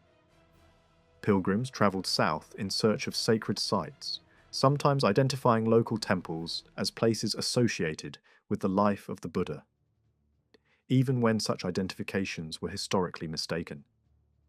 For the mountain communities, the southern plains represented both a source of material wealth and a spiritual landscape connected to the origins of their religious traditions. Seasonal migration and trade journeys continued long after formal political control had been lost, reflecting enduring cultural ties between highland and lowland societies. The historical picture that emerges from these traditions remains incomplete. The true nature of the eastern Bhutanese clans, their origins, and their social organisation cannot be fully reconstructed from the surviving evidence. The boundaries between myth and history remain uncertain, and many questions about their development remain unanswered. What can be observed, however, is the powerful role of historical narrative in shaping social identity. Efforts to establish common ancestry, define territorial authority, and preserve genealogical memory reflect a desire to create order within a complex and diverse society. The traditions that survive today reveal not only the past of these communities, but also the ways in which they sought to understand themselves. Across Bhutan, only a small number of noble families preserved a purely secular identity through centuries of religious rule and shifting political authority. These were the patrilineal families known as the Gdung, whose descendants lived mainly in the regions where the Bumthang language was spoken, including Bumthang itself, Keng, and Kurstod. In other parts of the country, many families also enjoyed high social standing. Yet, their prestige came from descent from important religious teachers rather than from secular authority. These lineages were usually associated with major Buddhist traditions, and their leaders were known as spiritual lords.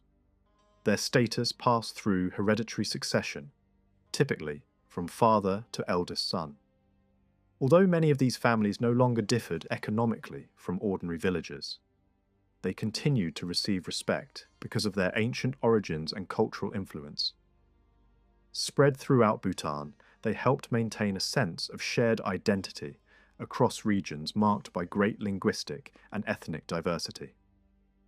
Because historical records focus heavily on religious figures, the early history of Bhutan is often told through the actions and relationships of these religious elites. Yet this emphasis raises an important question. Before powerful religious families rose to prominence, who governed the valleys and local communities? Evidence suggests that eastern Bhutan once contained numerous small valley kingdoms, each ruled by hereditary leaders. In western Bhutan, however, religious authority appears to have taken hold very early, leaving little trace of earlier political systems. If written traditions once existed that described indigenous rulers, they did not survive, perhaps because later historians had little interest in preserving accounts that did not celebrate their own religious institutions. In central Bhutan, especially in Bumthang, certain myths and narratives were later reconstructed to enhance regional prestige. These stories reshaped older traditions and adapted external religious ideas to local conditions. As a result, they reveal little about the actual historical situation of the region. More useful insight comes from traditions concerning the origins of the Jidung families themselves, which describe their ancestry through multiple competing origin stories. These accounts attempt to explain how the families emerged and how they justified their authority. By the modern period, the Jidung families retained little of their former power. The term Jidung, meaning bone in an honorific sense, suggests an ancient clan structure. Yet no clear organization linking these families survives today. They did not claim close kinship with one another beyond a shared ancestral identity, though marriages between them occasionally occurred. The title functioned primarily as a designation for the head of each household and was often combined with place names to identify particular family lines. The usage of the term has remained remarkably consistent from earlier centuries to modern times. In many villages, the surviving Jidung families lived without political authority and held no special privileges beyond public respect for their ancient lineage. Their supposed divine origins were no longer widely remembered, except by a few scholars familiar with historical traditions. Unlike the religious aristocracy, their legitimacy had not originally depended on association with specific religious institutions. Nevertheless, their origin stories frequently attributed divine qualities to their ancestors, suggesting that claims of sacred descent once supported their political authority while preserving their essentially secular character. A few exceptions complicate this pattern. Certain Jidung families later claimed descent from prominent religious figures, perhaps adopting new origin stories to enhance their prestige. In some cases, marriage alliances with powerful religious lineages may have reshaped their genealogical traditions. One branch closely associated with a lineage that eventually produced Bhutan's royal family managed to retain higher status, while many other Jidung families gradually lost their influence or disappeared entirely. Some family lines became extinct, others migrated, and a few transformed into religious households. In earlier centuries, especially in regions such as Kiang, Jidung leaders still exercised strong authority over their territories. Local rulers governed independent domains and occasionally competed for dominance. External forces eventually intervened in these regional conflicts. Religious authorities expanding their influence took advantage of local rivalries, supporting certain factions and gradually bringing entire regions under their control. Local rulers often surrendered their independence in exchange for recognition of their hereditary rights, though over time, even these privileges diminished. In Bumthang itself, the decline of the Jidung families appears to have occurred before the establishment of centralized religious rule. Their authority was replaced by hereditary officials who governed on behalf of broader political powers. These developments suggest that external intervention transformed the region's political structure, weakening older noble families and replacing them with new administrative systems. Local village leaders became subordinate to higher authorities, reflecting a hierarchy imposed from outside. Some historical traditions hint that the ancestors of the Jidung were once part of larger tribal groups that migrated or expanded into Himalayan regions. Military campaigns recorded in Tibetan sources describe conflicts with groups known by similar names, possibly representing early ancestors of these families. These peoples appear to have occupied territories stretching across areas that today include Bhutan and neighbouring regions. Over time, the name that once identified a broader population may have survived only as the hereditary title of a few noble families. Linguistic evidence also suggests ancient connections between populations of Bumthang and neighbouring highland communities. Similarities in language indicate that groups now separated by geography once shared a common cultural and linguistic background. Although later migration and political change divided them, traces of this shared origin remained in speech, place names, and personal titles. As political authority shifted and external powers extended control over Bhutan, many local rulers accepted subordination while hoping to preserve their traditional status. Some resisted and were defeated. Others negotiated agreements that allowed them to retain limited privileges. Over time, however, the older system of hereditary rule gradually disappeared, leaving only fragments of the earlier social structure. The traditions explaining the origins of the Jidung families reveal how these lineages justified their former authority. One prominent legend describes a divine being descending from heaven to earth along a celestial rope that connected the human world with the realm of the gods. This figure became the ancestor of the ruling family, establishing a sacred foundation for their power. Such stories reflect very ancient beliefs, in which kings were thought to originate from heavenly beings and maintain a direct connection with the divine world.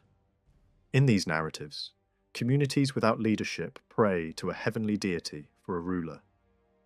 In response, a divine son descends to earth and takes human form, eventually becoming the founder of a noble lineage. These accounts combine older pre-Buddhist ideas with later religious influences, transforming ancient myths of divine descent into more complex stories of spiritual incarnation. The theme of descent from the sky was not limited to ruling families. Similar traditions appear among various communities in the region, sometimes describing different groups descending from heaven by ladders or cords made of different materials. These variations symbolized social hierarchy, distinguishing ruling lineages from subordinate groups. Such myths provided a cosmic explanation for social order and reinforced claims of noble ancestry. Traces of ancient mountain worship also survive in local ritual practices. In certain valleys, annual ceremonies honor powerful deities associated with nearby peaks.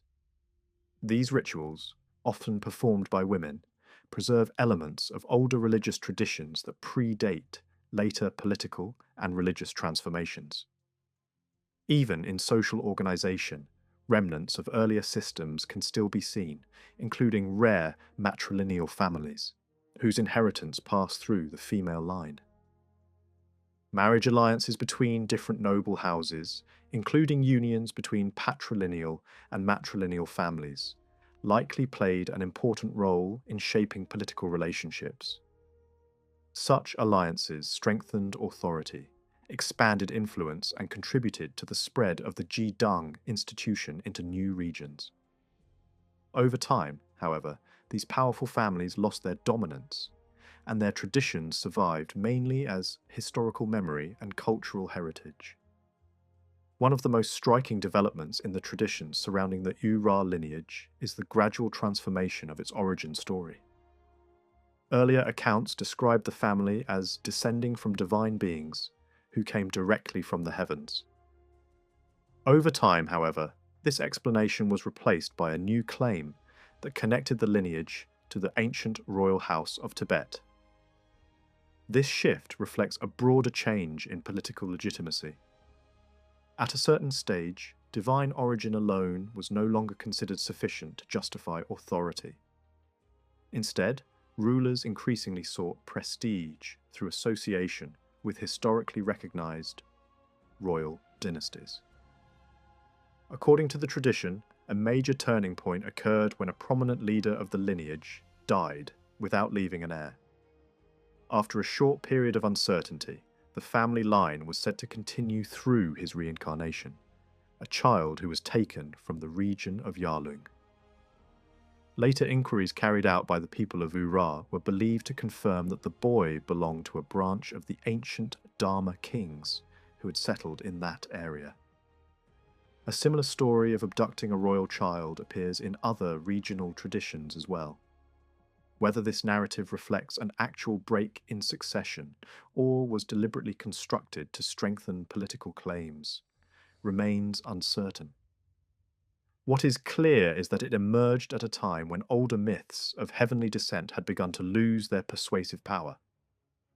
By linking themselves to historical rulers, noble families could assert a stronger and more credible foundation for authority. Yet the earlier traditions of divine origin never disappeared entirely and continued to shape popular belief.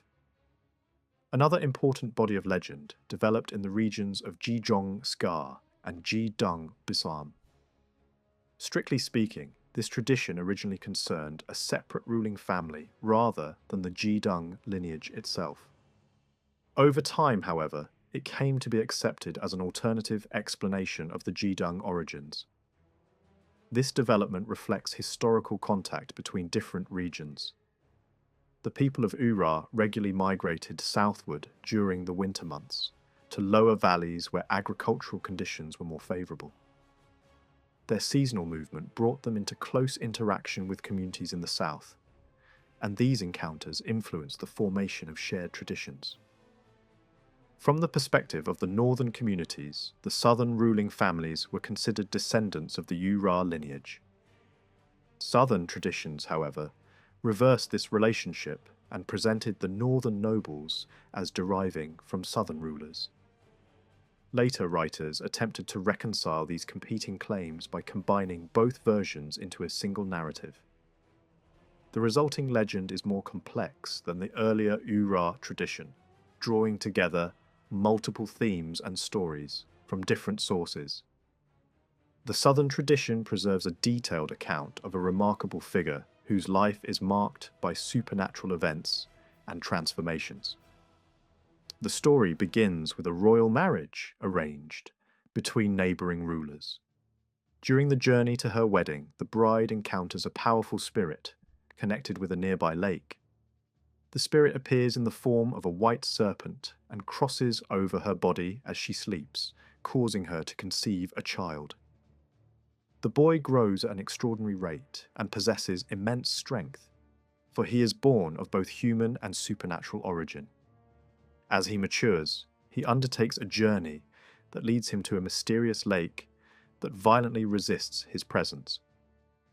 Unable to understand this hostility, he demands to know the identity of his father. After learning of his unusual conception, he calls upon the spirit that fathered him. The supernatural being emerges from the waters and provides him with assistance, offering a sealed bamboo container. When opened at the lake, it releases countless serpents that destroy the waters and reveal what lies beneath. At the center of the emptied lake stands a great vessel containing a beautiful maiden. When the young hero approaches, she strikes him and kills him instantly. Because of his supernatural nature, his consciousness does not vanish, but instead passes into a fish. The fish travels through rivers and valleys, seeking a new form of existence, until it is eventually caught by a solitary man. The fisherman notices strange events after bringing the fish home. Meals appear mysteriously prepared, and his household is cared for in his absence. Suspecting that the fish possesses magical powers, he observes his dwelling in secret and discovers that a young man emerges from the water to perform these tasks. When the fisherman destroys the fish's body, the youth assumes a permanent human form. Through this transformation, the supernatural being becomes fully integrated into human society. The youth later rises to prominence and establishes authority over the surrounding region. His power grows so great that the local population accepts him as their ruler. He governs wisely, providing for his people and enforcing justice. Yet he refuses to produce an heir, explaining that his own supernatural origin makes him unsuitable as the founder of a lasting lineage. Before his death, he instructs his followers to seek a future leader in a distant land. Following these instructions, representatives travel north and discover a child who recognizes a sacred object belonging to the deceased ruler. The boy is taken south, grows to maturity, and assumes leadership. Through him, the line of rulers continues, linking local authority to the prestigious royal heritage of Tibet. From this figure, numerous noble families are said to descend. The legend contains strong associations with particular places, and each stage of the story is connected to a specific location. This geographical dimension suggests that the narrative developed gradually by incorporating local traditions into a unified account. Earlier, independent stories became woven together, forming a complex explanation of political origins. A central theme throughout the narrative is the powerful presence of water and the supernatural beings believed to inhabit lakes and rivers. Many events revolve around encounters with these forces, reflecting widespread beliefs that bodies of water were inhabited by dangerous spirits, capable of influencing human destiny. These spirits could grant power, bring destruction, or transform the course of events. Over time, the supernatural hero of the story becomes closely associated with such beings, emphasizing the deep connection between rulership and the control of natural forces. The episode involving the transformation from fish to human also reflects a broader mythological pattern. Similar stories appear in other regions, describing mysterious beings who assist lonely individuals by secretly performing domestic tasks, before revealing their true nature. These narratives often involve solitary figures who encounter supernatural companions, captured in unusual forms. The recurrence of these motifs across distant cultures suggests the survival of ancient storytelling traditions that spread widely across the Himalayan world. In the Bhutanese version, however, the story serves a specific purpose. The transformation of the supernatural being into a human ruler symbolizes the process through which divine power is reshaped into legitimate political authority. The hero must undergo a series of trials and changes before becoming capable of governing ordinary people. His journey from divine origin to human leadership reflects the gradual domestication of supernatural power within social order. Over time, these legends became intertwined with genealogical traditions that traced the ancestry of noble families. Myth, political ambition, and local identity combined to produce elaborate accounts of origin. Earlier themes of divine descent, supernatural transformation, and royal succession were blended into narratives that explained both the authority of rulers and the structure of society. These traditions reveal how communities understood their past and justified systems of power. They show a gradual transition from ancient beliefs in heavenly origins to more historically grounded claims of royal descent. At the same time, they preserve older mythological elements that continue to shape cultural memory. Through stories of divine ancestors, heroic transformations, and sacred inheritance, the origins of noble families were explained in ways that connected the human world with the supernatural. The tradition connected with the Ngang lineage reveals that the authority of the Ura Jidung family was not universally accepted across all regions. Different noble houses preserved their own versions of ancestry and legitimacy, and these competing traditions reflect a complex political landscape in early Bhutanese history. Two important biographical works from roughly the same period describe the origins of the Ngang Gedung family. These accounts were written in connection with prominent religious and political leaders whose family heritage traced back to this lineage. One of these figures was a major religious authority associated with a powerful monastery in western Bhutan. He was born into a distinguished family whose ancestry was linked to the Ngang lineage, and for this reason his biography explains the origins of that family in detail. A similar explanation appears in the life story of his nephew, who later became a major political ruler and held high office within the Bhutanese government.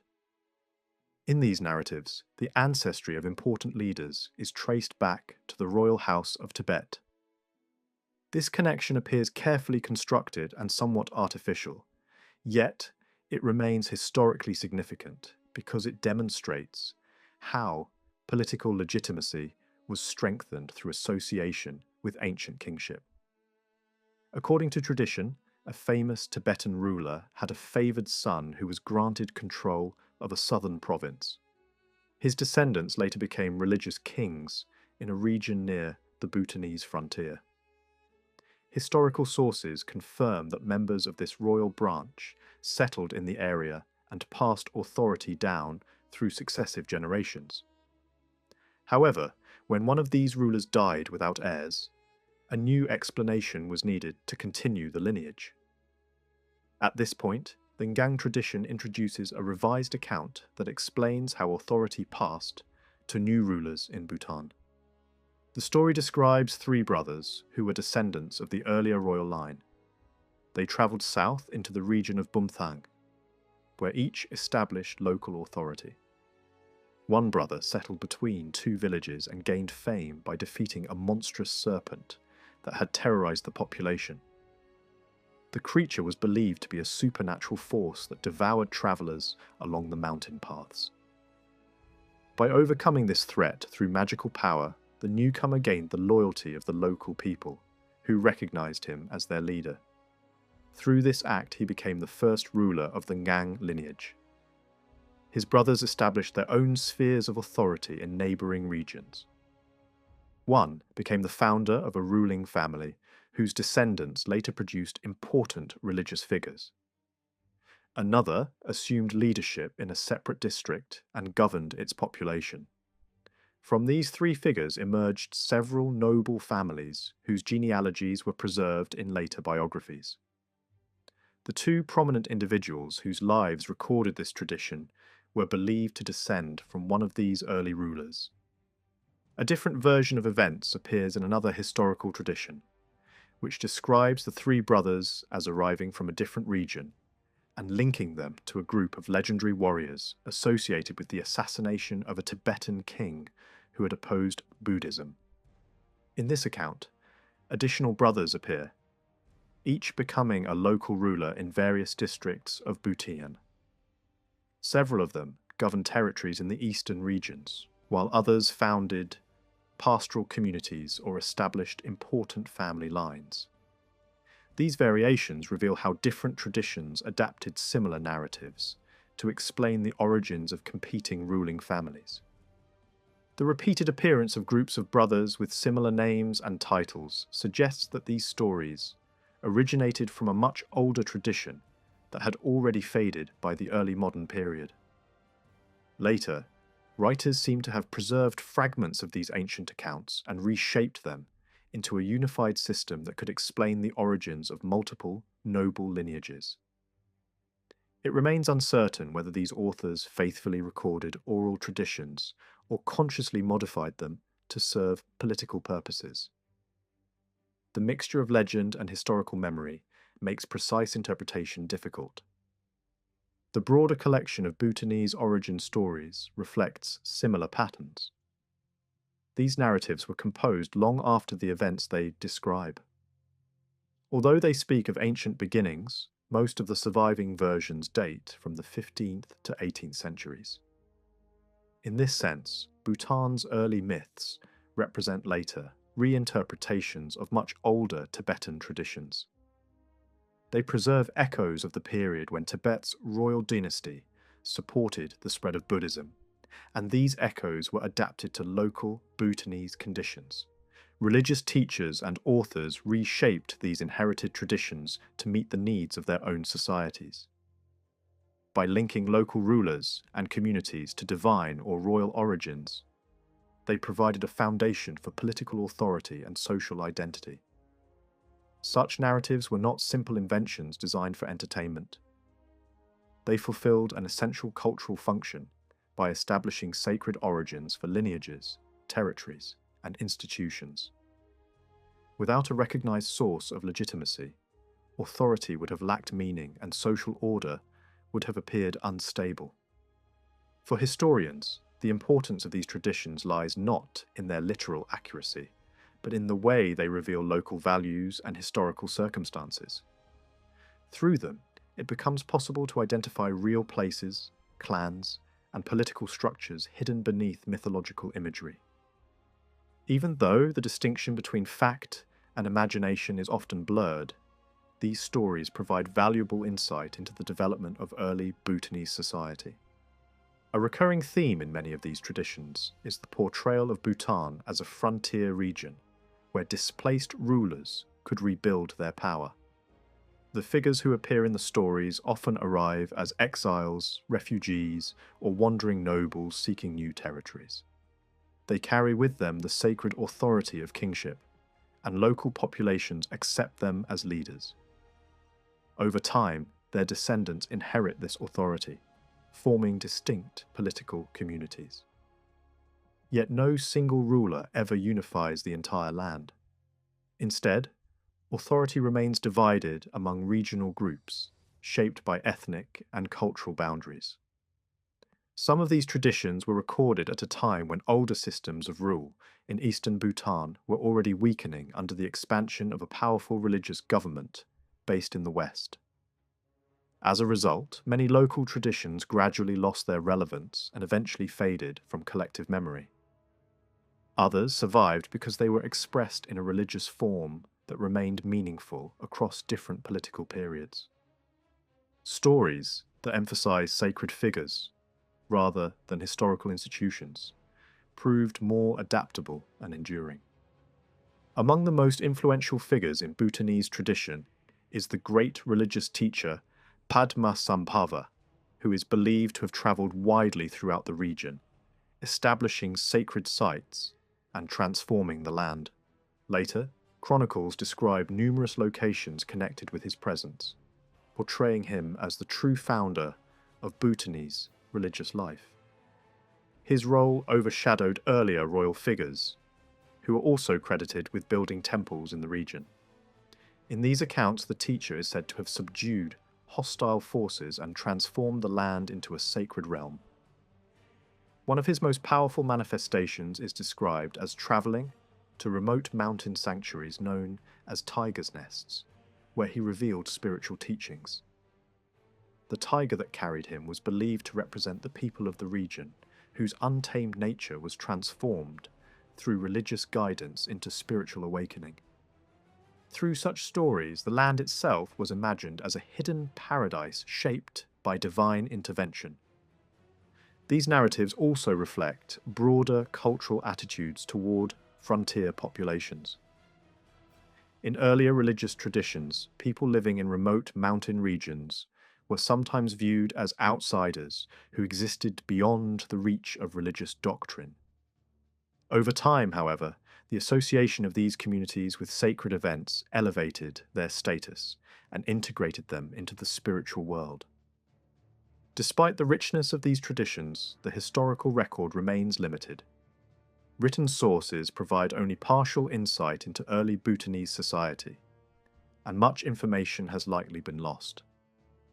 Greater understanding may come from the discovery of additional manuscripts, or from archaeological, linguistic, and anthropological research. Such investigations could reveal patterns of settlement, cultural exchange, and political organization that would deepen knowledge of the region's early history. Religious institutions eventually became the dominant form of authority in Bhutan. Secular principalities gradually gave way to smaller religious states governed by monastic leaders. Over time, these were unified under a single religious government associated with one dominant school of Buddhism. This development resembles earlier changes in Tibet, although the process unfolded differently in various regions. Religious and political authority were closely intertwined in this system. Spiritual leaders exercised both religious and temporal power, and their authority was preserved through family inheritance or reincarnation lineages. These systems of succession created enduring structures of governance that shaped Bhutanese history. Several Buddhist traditions established themselves in Bhutan after originating in Tibet. Each developed its own teachings, rituals, and institutional structures, yet direct conflict between them was rare. Their differences lay primarily in methods of practice and interpretation, rather than fundamental doctrine. One of the earliest traditions to influence Bhutan was the Bon tradition, which incorporated both ancient religious practices and elements of Buddhist thought. Although it preserved certain pre-Buddhist beliefs, it gradually evolved into a system resembling other forms of Buddhism. Sacred texts associated with this tradition were believed to have been hidden in remote locations and later rediscovered by religious figures. Bhutan was considered one of the regions where such discoveries occurred, and several early teachers were credited with uncovering texts there. Although organized Bon institutions eventually disappeared from Bhutan, some of their ritual practices continued at the local level. Village priests preserved ceremonies related to divination and protective rites, and these practices remained part of rural religious life. Over time, however, their connection to the original tradition faded. Another influential tradition was the Nyingma school, often called the Old Order. It claimed to preserve the earliest Buddhist teachings introduced to Tibet during the royal period. Its authority rested on both direct transmission of sacred teachings and the discovery of hidden texts believed to have been concealed by earlier masters. These discoveries allowed the tradition to renew itself continually and adapt to changing circumstances. Unlike more centralized religious institutions, this school remained loosely organized and deeply connected to everyday life. Its teachers often served local communities as ritual specialists and spiritual guides. Although sometimes criticized by rival groups, it maintained strong popular support and continued to produce influential religious leaders. Padma Glingpa stood apart from most religious figures of his time. Unlike many spiritual teachers, he did not acknowledge any human master. The only authority he recognized was the divine figure Padmasambhava, and he openly declared that he had no teacher and followed no earthly lineage. His life also differed from the strict monastic ideals often associated with Buddhist figures. He formed relationships with several women and had children, and these personal matters were openly recorded rather than hidden or denied. His reputation extended far beyond Bhutan. During his journeys into Tibet, he was welcomed by powerful religious and political leaders of the time. Major spiritual authorities and ruling elites treated him with great respect, recognizing his influence and charisma. Although he is primarily remembered for revealing hidden sacred teachings, his talents extended into many other fields. In Bhutanese tradition, he is also remembered as a master craftsman, especially skilled in metalwork. According to accounts preserved about his early life, his upbringing shaped these abilities. After the birth of his older brother, his mother was unable to nurse him and entrusted his care to a blacksmith. This craftsman raised the child and taught him the skills of metalworking, which later became one of his defining talents. His ability to create sacred objects and ritual implements contributed significantly to his religious authority and helped establish his reputation among followers. Another major contribution associated with his legacy was the creation of a series of sacred ritual dances. These performances, collectively known as the Padgling treasure dances, were believed to have been revealed to him through visions and dreams. The dances were not merely artistic expressions but spiritual enactments, meant to embody religious teachings. Their choreography and symbolic meanings were carefully preserved, and they continue to be performed during religious festivals across Bhutan. Their energy, dramatic intensity, and visual richness reflect both spiritual devotion and cultural creativity. The tradition of composing sacred dance performances did not begin with him alone. Earlier spiritual figures had also developed ritual performances, and he appears to have expanded and refined these traditions. Yet, the forms associated with his name achieved particular prominence and enduring influence. The careful descriptions of their revelation and performance indicate the importance he attached to ritual expression as a means of spiritual transformation.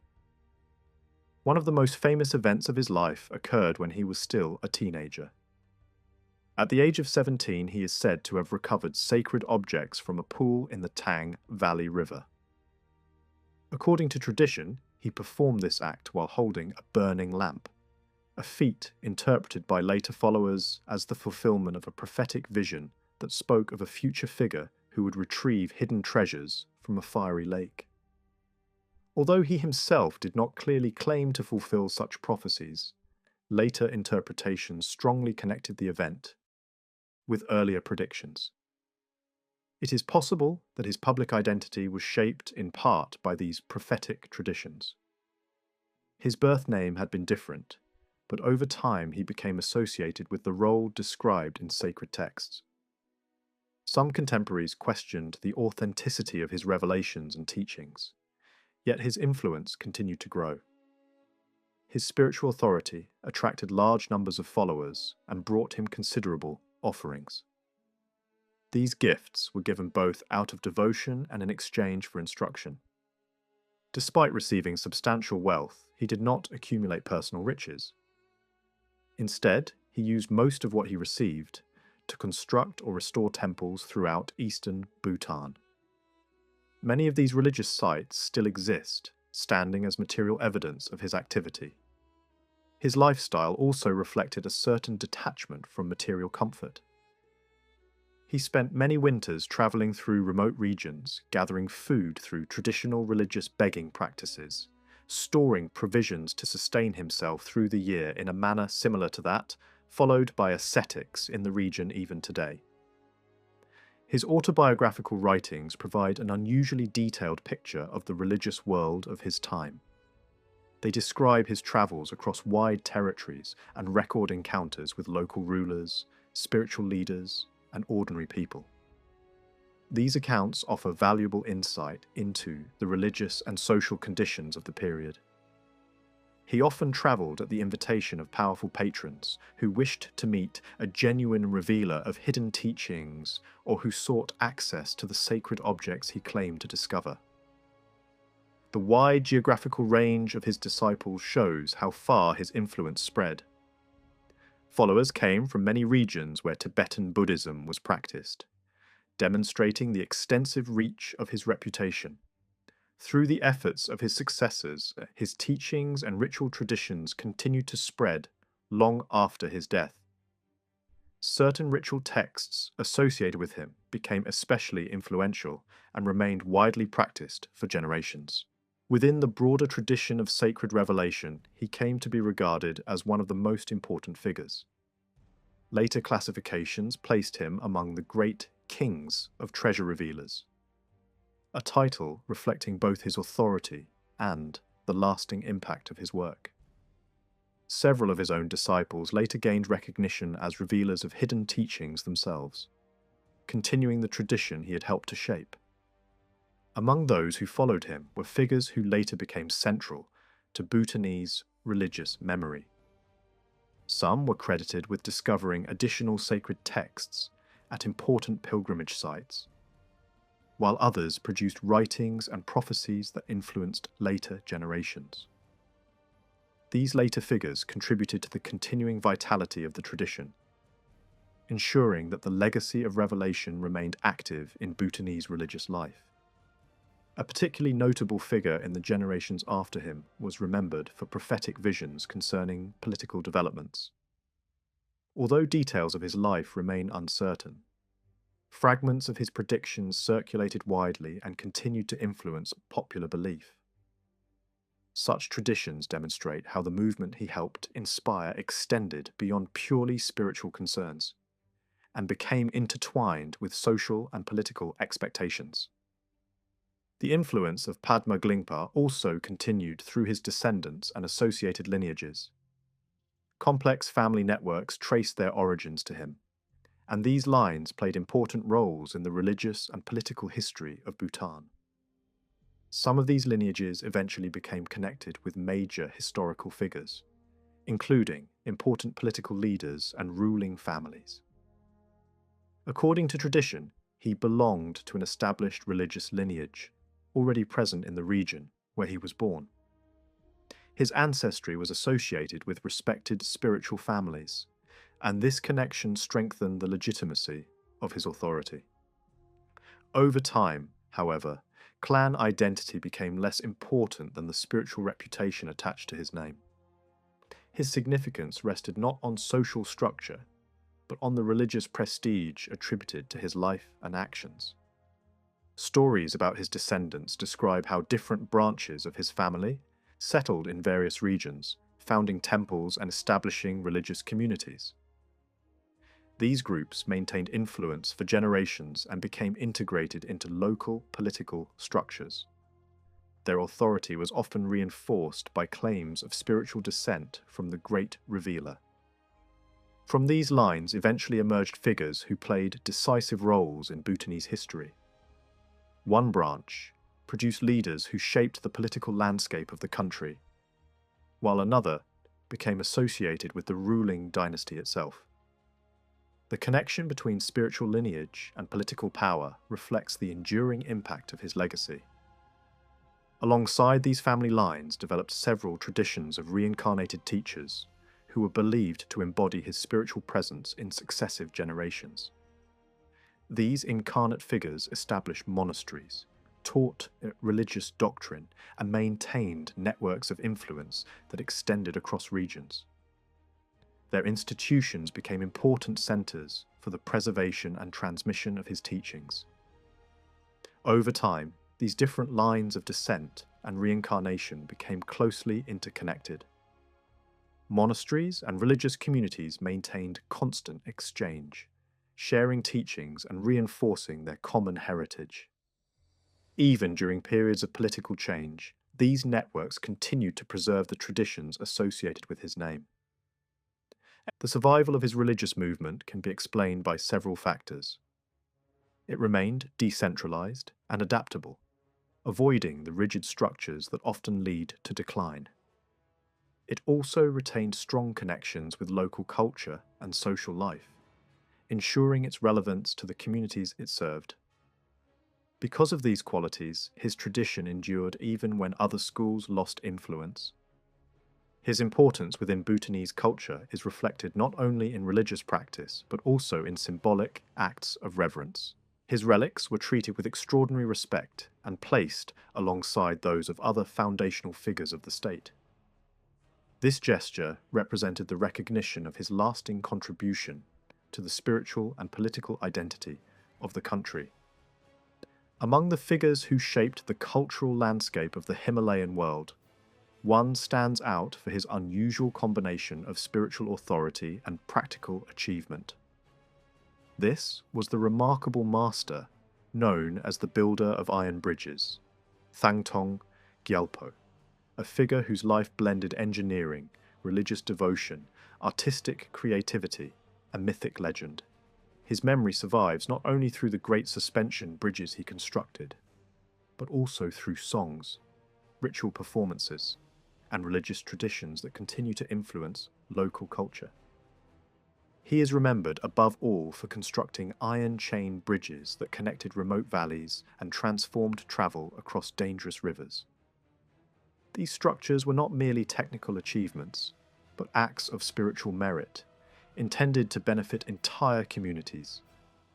Alongside these works, he also organised ferry routes, making river crossings safer and more accessible. His legacy extended into everyday life through the occupational songs associated with farming, construction, and communal labour, which were traditionally attributed to him. In addition, he was credited with creating elaborate religious dance dramas that combined ritual symbolism with theatrical performance. His activities were not limited to practical construction or artistic expression.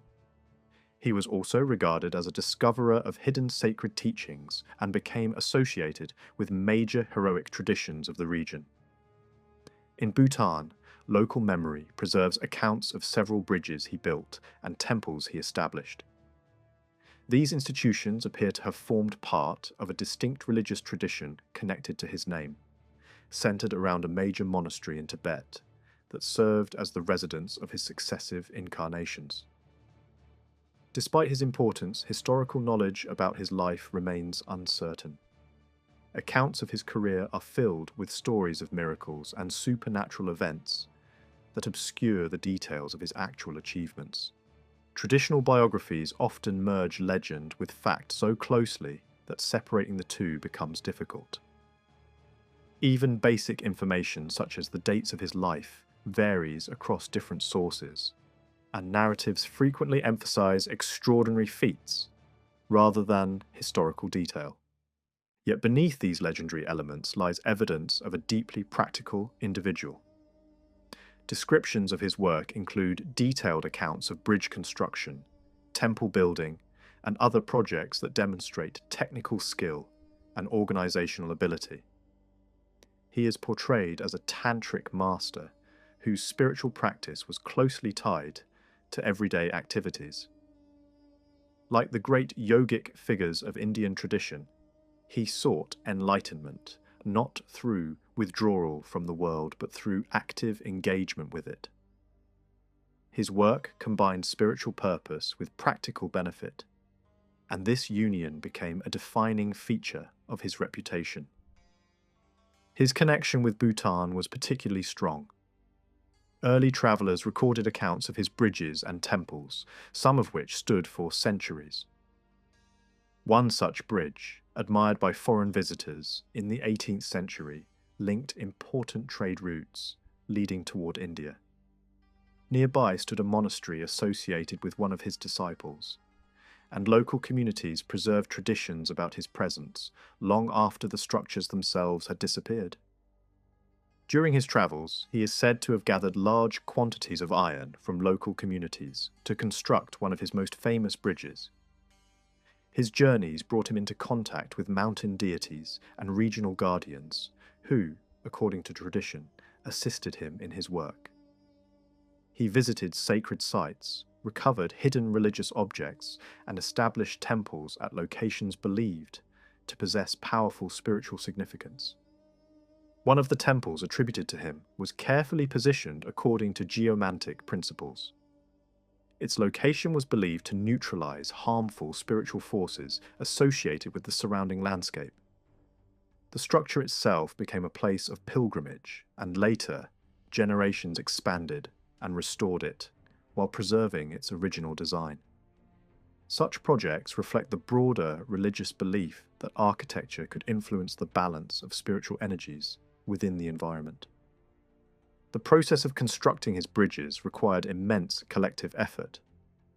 Communities contributed iron, grain, and labour, demonstrating widespread support for his work.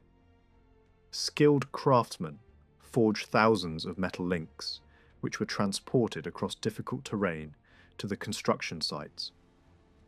These projects strengthened regional cooperation and fostered shared religious identity, as participants believed they were contributing to works of spiritual merit. Although attempts were reportedly made on his life by those seeking to steal the valuable materials he carried, his mission continued uninterrupted. The bridges he constructed served both practical and spiritual purposes, facilitating pilgrimage routes and connecting distant regions. Through these works, he transformed the physical and cultural landscape of the areas he visited. The legacy of his activity in Bhutan extended beyond the structures he built. The temples associated with his name became centers of religious practice, and families connected to his disciples maintained custodianship over these sites. Over time, however, the institutions he founded gradually lost their political influence. Their descendants retained only limited social status, and their earlier prominence faded. Even so, his influence endured through ritual practice. Ceremonies connected with longevity and spiritual protection continued to be performed in his name.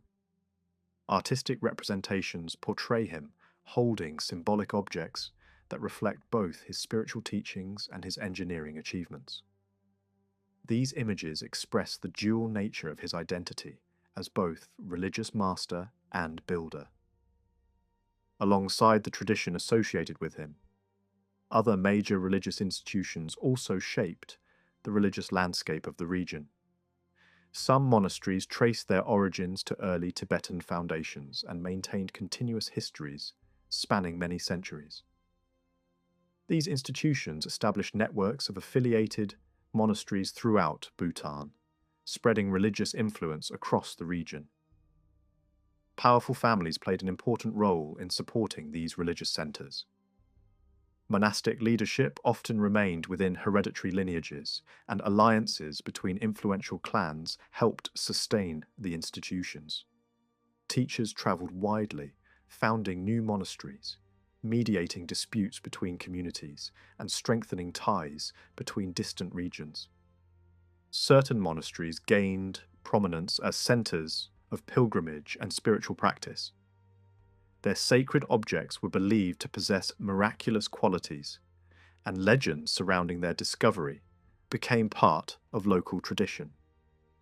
These institutions also served as places of learning, attracting students and practitioners from many regions. The expansion of religious institutions in Bhutan reflected broader developments within Tibetan Buddhism. Different schools established themselves in the region, each developing networks of monasteries and patrons. At times, these groups cooperated peacefully, while at other moments they competed for influence and resources. Some traditions eventually declined as political power shifted. Monasteries that had once flourished lost support, and their affiliations were gradually forgotten. New forms of religious authority emerged, reshaping the spiritual landscape and redefining the balance between competing institutions. Among the various schools present in Bhutan, only a few maintained a lasting presence alongside the dominant tradition that eventually unified the country. Their survival often depended on political alliances and personal relationships between religious leaders. In certain cases, cooperation between rival traditions ensured their continued existence. The complex interaction of religious institutions, local communities, and political authority produced a fragmented yet dynamic historical environment. Numerous schools and lineages coexisted, divided by geography and cultural differences.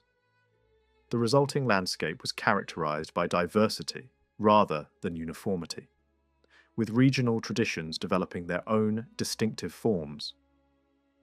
Many of the influential figures associated with these traditions were not native to Bhutan. They arrived from Tibet seeking patronage, spiritual retreat, or freedom from political conflict. The secluded valleys of Bhutan offered refuge and opportunity, attracting teachers who later became celebrated cultural heroes.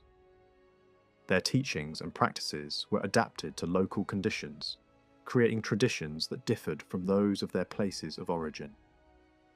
Alongside major institutions, isolated teachers and small communities also contributed to the religious life of the region. Some left only faint traces of their presence, remembered mainly through local legends or sacred sites associated with their names. Others founded monasteries that later disappeared or were absorbed into larger traditions. Evidence suggests that external political authorities occasionally attempted to assert control over parts of Bhutan, particularly regions accessible from Tibet. However, lasting political domination appears to have been limited. Instead, religious estates and monastic communities exercised significant autonomy, governing their own lands and populations. By the early modern period, much of western Bhutan consisted of communities closely tied to particular religious institutions. Only in the eastern regions did older forms of clan-based authority continue to survive, though even there religious leadership gradually expanded its influence. The life and death of the figure known as the Jabs Drung shaped the foundations of Bhutan in a way that still defines the country today. Even though Bhutan later adopted a hereditary monarchy, the political and religious system he created continues to influence its structure. His life marks the beginning of Bhutan's political unity, while the events surrounding his death reveal the nature of the religious state he left behind. His story is therefore not simply a personal biography, but the story of how a nation was formed. Understanding his life depends heavily on the sources that describe him. Yet these accounts often present serious challenges. The most widely known biography was written by a prominent scholar who lived during the same period but did not spend much time with him personally. Although the author was highly respected for his learning, his writing tends to hide the historical figure behind layers of complex religious ideas.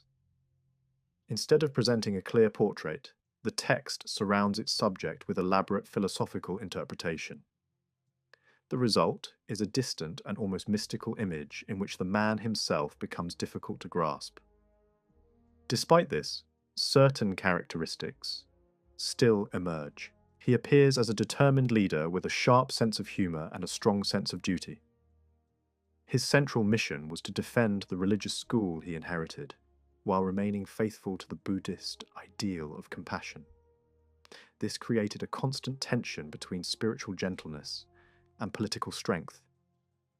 In Tibetan religious culture, this tension was often resolved through the idea that fierce protective forces could act out of compassion.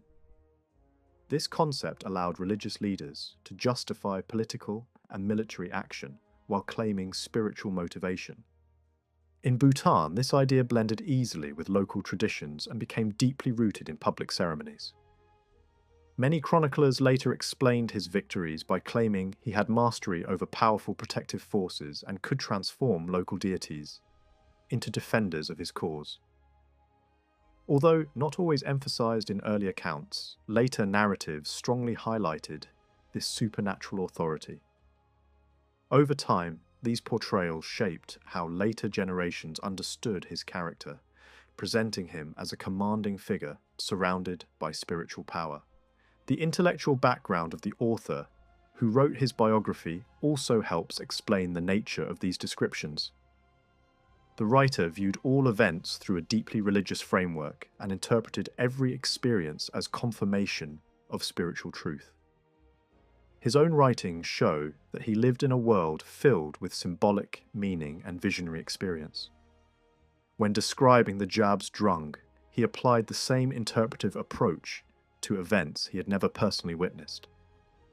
As a result, the historical details often became obscured by religious interpretation. Because of this, later historians struggled to extract clear historical facts from these accounts. Some later writers simplified the story, emphasizing his connection with protective forces and presenting a more direct narrative of his life. Different authors highlighted different aspects of his character. Some focused on his artistic and cultural interests, while others emphasized his political achievements or later years. These variations reveal how his image was shaped by changing historical perspectives. He was born in Tibet in the late 16th century, monastery closely connected to the religious tradition he would later lead. His family held an important position within this tradition, and from birth he was destined to inherit both religious authority and political influence. His grandfather, a powerful religious leader, prepared him from an early age to assume leadership of the institution. This careful preparation shaped his future role as both spiritual guide and political ruler. His mother came from an influential political family connected to regional administration. Her earlier marriage to a powerful ruler and the circumstances surrounding her separation may have contributed to later political tensions involving her son. Although historical accounts do not openly state this connection, the possibility suggests that personal relationships played a role in the conflicts that later emerged. The origins of the disputes that shaped his life can be traced to questions of spiritual succession. A celebrated scholar who had brought great prestige to the religious school had died shortly before his birth. This scholar had not belonged to the ruling family, and his influence had strengthened religious authority outside the traditional hereditary line. Over time, this created tension within the leadership of the school, which sought to preserve both spiritual authority and family control. When the young Ngagdabang or Namgyal was recognized as the reincarnation of this revered scholar, the decision was not universally accepted. Another candidate from a powerful noble family was also proposed as the rightful successor.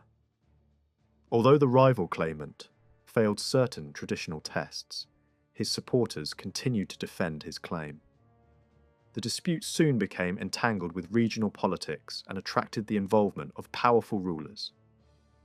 At a young age, he was formally installed as leader of the religious tradition, an act that strengthened his claim to authority. His education then began in earnest. He studied philosophy, medicine, ritual practice, art, and poetry, receiving training from some of the most learned teachers of the time.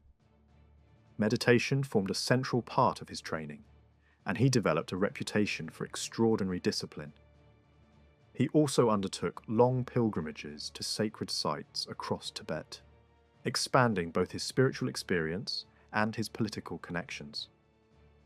Despite efforts at reconciliation, the dispute over his authority continued. Political rulers attempted to mediate the conflict, but tensions remained unresolved. A series of confrontations gradually worsened relations between him and the regional authorities. Accusations, legal demands, and threats eventually forced him to consider leaving Tibet. According to tradition, a powerful vision guided his decision. He dreamed of being led southward by a sacred protector who revealed a new land where his mission would be fulfilled. This vision later became the spiritual justification for his rule in Bhutan. Soon afterward, he prepared to leave Tibet, taking with him sacred objects that symbolized the authority of his religious tradition. In the early 17th century, he crossed the Himalayas and entered Bhutan, joining a long tradition of migrants who had fled political conflict in Tibet. Yet his arrival differed from earlier movements. He came not merely as a refugee, but as a leader determined to establish authority. Local communities welcomed him, seeing in him a figure capable of unifying the region. Upon arrival, he travelled through northern districts, receiving support from influential families who were already connected with his religious tradition. He visited ancient temples and sacred sites, strengthening alliances and performing rituals to secure spiritual authority over the land. His influence grew steadily as local leaders recognized his power. Opposition from Tibet soon followed.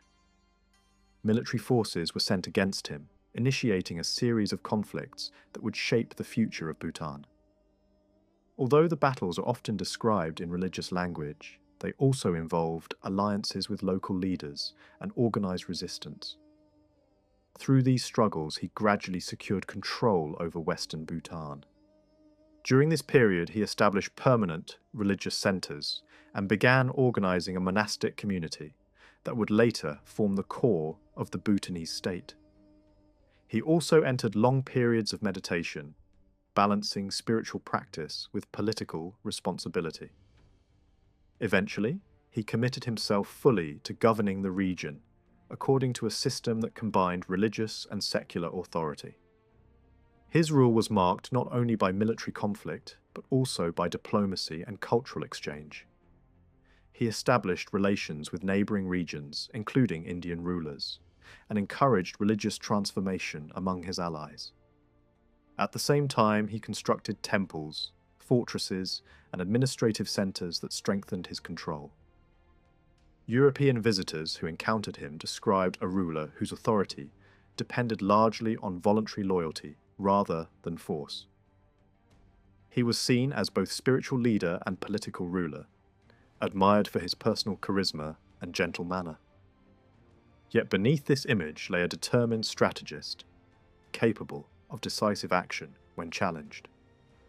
Throughout his life, he continued to expand his influence, constructing major fortresses that served as centres of government and defence. These structures housed monastic communities and administrative officials, forming the institutional framework of the emerging state. His system combined religious authority with political organisation in a unique form of governance. Repeated invasions from Tibet tested this new order, but each conflict strengthened internal unity. Through negotiation, diplomacy, and strategic alliances, he secured recognition of his authority.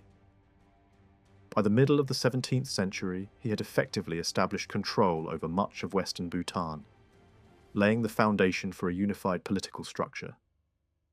His achievements transformed Bhutan's history. He created institutions that blended spiritual leadership with secular administration, established networks of monasteries and fortresses, and forged alliances that ensured long-term stability. Through his leadership, scattered communities were gradually brought under a single authority. The state he created was neither purely religious nor purely political, but a unique combination of both.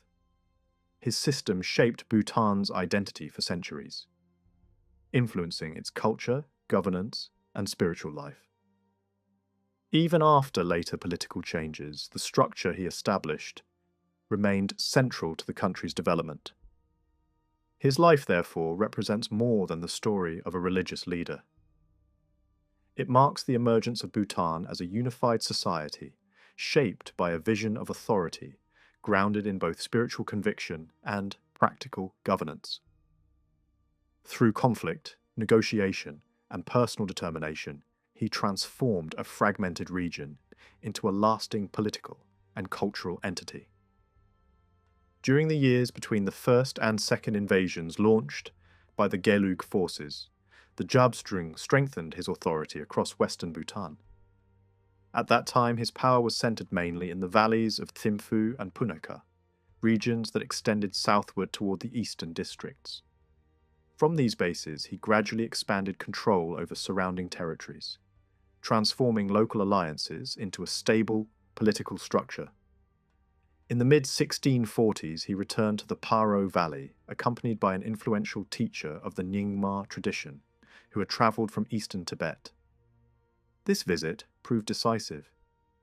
The entire valley soon came under his authority after the head of a prominent local family presented him with an important fortress that had long symbolised regional power.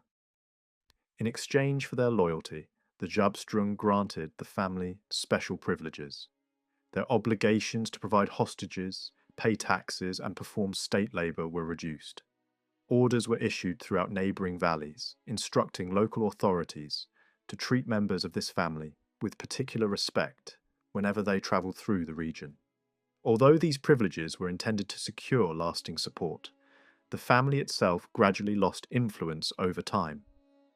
Their former stronghold was transformed into a provincial centre under new administration, becoming the political headquarters of the Paro region. the surrounding territories were governed by officials appointed by the new regime. Other noble families also received similar concessions, revealing a clear strategy. Rather than eliminate all traditional elites, the Zabdrung sought to win over those willing to cooperate.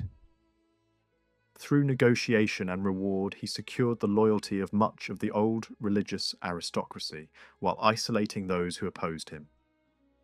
During this same period, he also took control of the valley's most sacred religious site, which had previously belonged to a rival tradition.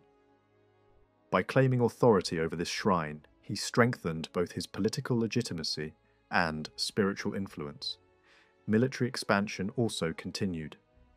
A strategic district along the Tibetan frontier north of the Western Valleys was brought under his control through a short but effective campaign. The soldiers who carried out this operation were drawn from the people of the regions that had first accepted his rule.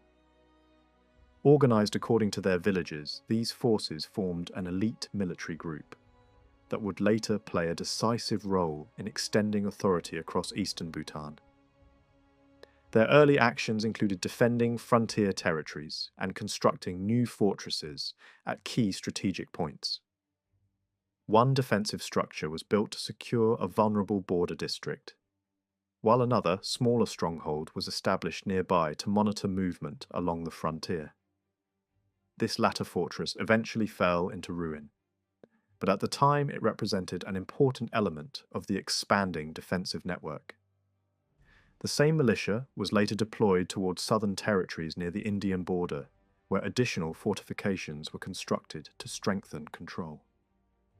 By the end of the 1640s, most of the major fortresses built during the Zabdrung's lifetime had been completed, forming the backbone of the emerging state. Not long afterward, another large invasion from Tibet and its Mongol allies struck western Bhutan. Although the campaign was carefully organized and launched on a large scale, it ultimately failed. Enemy forces advanced deep into Bhutanese territory, occupying key positions in both Thimphu and Punakha, and laying siege to important strongholds. Yet, their initial successes proved temporary. Bhutanese resistance gradually forced the invaders to withdraw.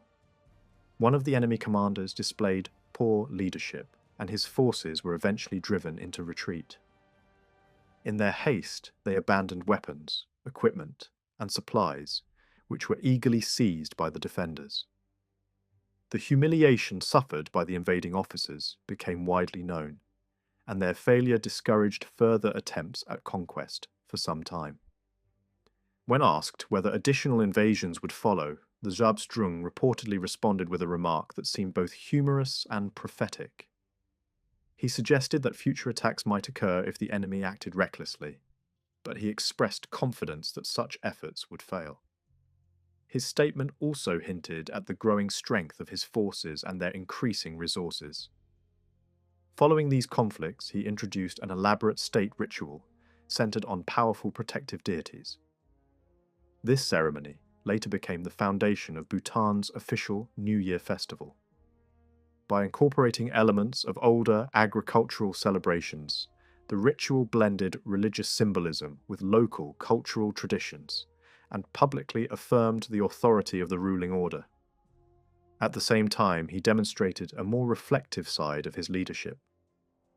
Deeply affected by the loss of life caused by the wars, he ordered the construction of a large monument dedicated to all who had died in the conflicts, regardless of allegiance. The project absorbed much of his attention and led him to delegate many administrative responsibilities to trusted officials. External political matters were placed in the hands of a senior officer, while internal affairs of the court were supervised by another close associate. Freed from daily governance, he devoted his remaining years largely to organizing the religious institutions he had established. He standardized ritual practices in the major monastic centers of Thimphu and Punakha, establishing a religious system that would continue for generations. These institutions remained stable even during periods of military threat. Ironically, political upheaval in Tibet contributed to the growth of these Bhutanese monasteries. Many respected teachers who faced persecution elsewhere sought refuge in Bhutan, strengthening its religious communities. Some were invited to establish centres of learning, including institutions dedicated to philosophical study and debate. These developments ensured that Bhutan became an important centre of religious scholarship. Throughout his time in Bhutan, his primary concern remained the preservation and expansion of the religious community. Military victories, administrative reforms, and construction projects were viewed as means to support this larger spiritual mission.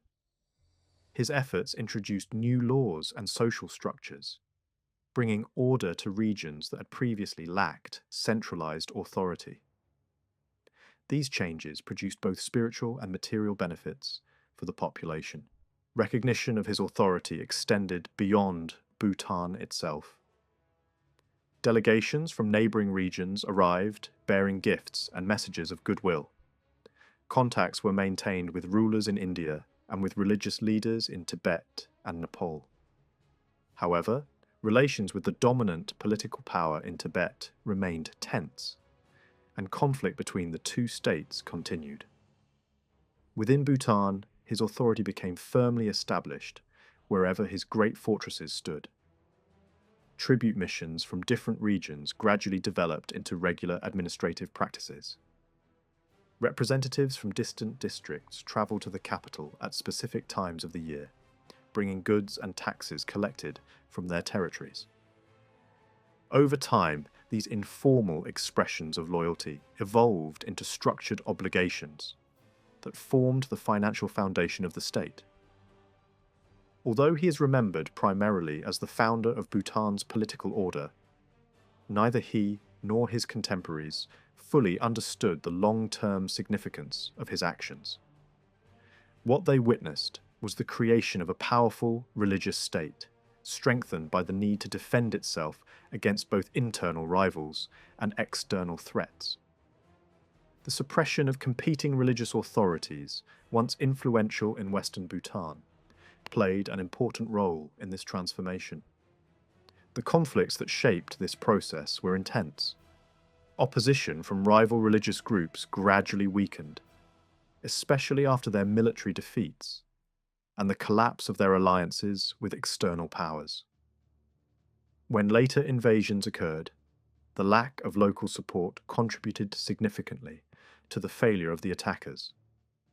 Bhutan's difficult terrain and unfamiliar climate also worked against foreign armies. The exact role played by the Jabsdrung in directing military operations remains uncertain. He often preferred to delegate practical command to trusted officers, yet traditional accounts attribute every victory to his personal influence, especially to his supposed spiritual power over protective forces. Whether viewed as symbolic or literal, these beliefs had strong psychological impact and helped inspire loyalty among his followers.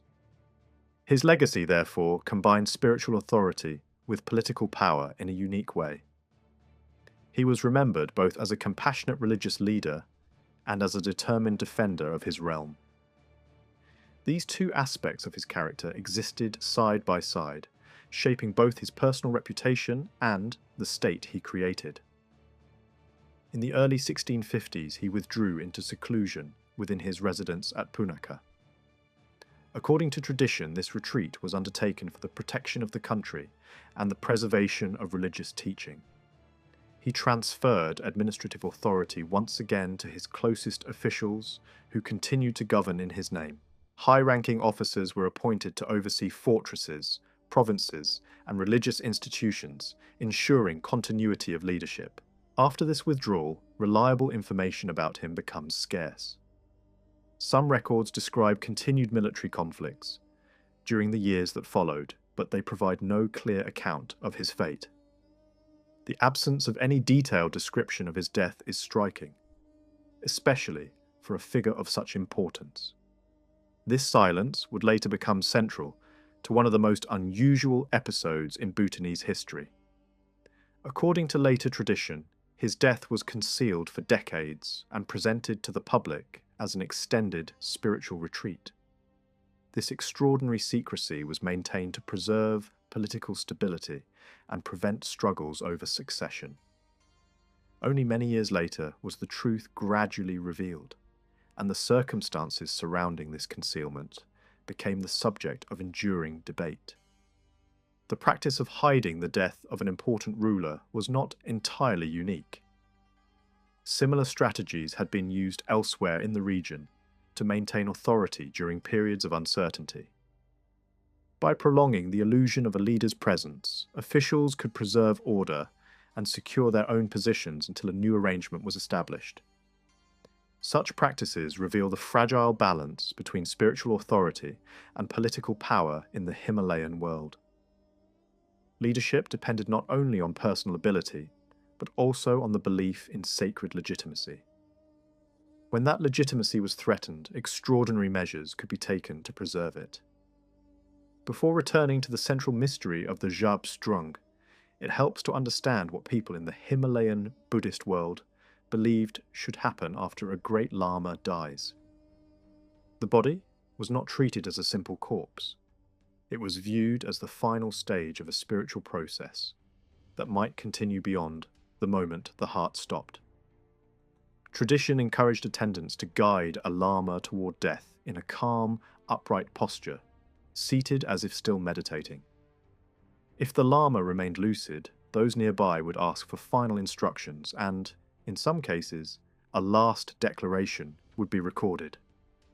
After the body fell silent, the belief was that something essential did not immediately depart. The Lama's consciousness was thought to remain present until a clear physical sign appeared, often described as the moment the body finally slumped or leaned to one side. The span between physical death and that final shift was treated as a sacred interval.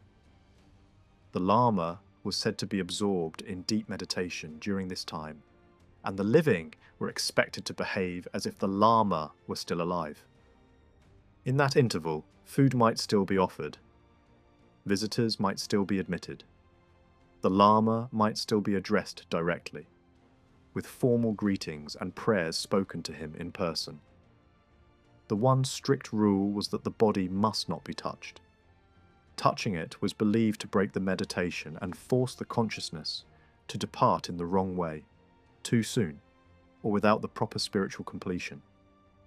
In the most extraordinary cases, saints were believed to remain in that state for a long time, their bodies shrinking over time until almost nothing remained. Stories describe the end as a radiant departure, leaving behind only hair and nails. For most lamas, the length of this meditative interval became a measure of holiness. The longer it lasted, the greater the spiritual attainment was assumed to be. Only after the meditation was understood to be truly complete would the elaborate funeral rites begin. This set of beliefs created an opening for a startling interpretation in Bhutan. The idea that the Jabstrung's body could have remained in meditative absorption for years, even decades, and that this could explain why the door to his chamber stayed sealed for so long. Under that logic, whether he was described as being in retreat or in post-death meditation almost did not matter. Both meant the same thing to the public imagination: a master withdrawn from ordinary life, sustained by spiritual absorption, receiving minimal support through a small hatch or hidden opening, and continuing to work invisibly for the good of the realm. Against that background, the first direct claim about what actually happened to the Jabstrung appears in a later account connected to the moment when the long secrecy finally broke. This account states that he died after ingesting harmful food, and that his death occurred on a spring day in the year of the hare. It also claims that a final instruction was left behind, demanding secrecy for a limited period. According to this version, only a senior official and a few attendants knew the truth, while everyone else was kept in the dark by strict orders. The same narrative describes how rumours began almost immediately. Strange signs were noticed. The monks, both senior and junior, became uneasy. Even devoted figures within the inner circle grew restless, waiting year after year for the moment when the sealed retreat would end and the jabs drung would appear again. The tone is personal and believable in places because it reflects how people lived inside a mystery they could not solve. Yet the account also raises problems. It is not a first-hand report of the death itself. It is a story about what others said had happened.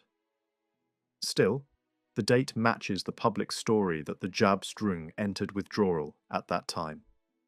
The emotional reactions described in the account are likely real memories passed down from those who lived through the uncertainty. The largest contradiction lies elsewhere.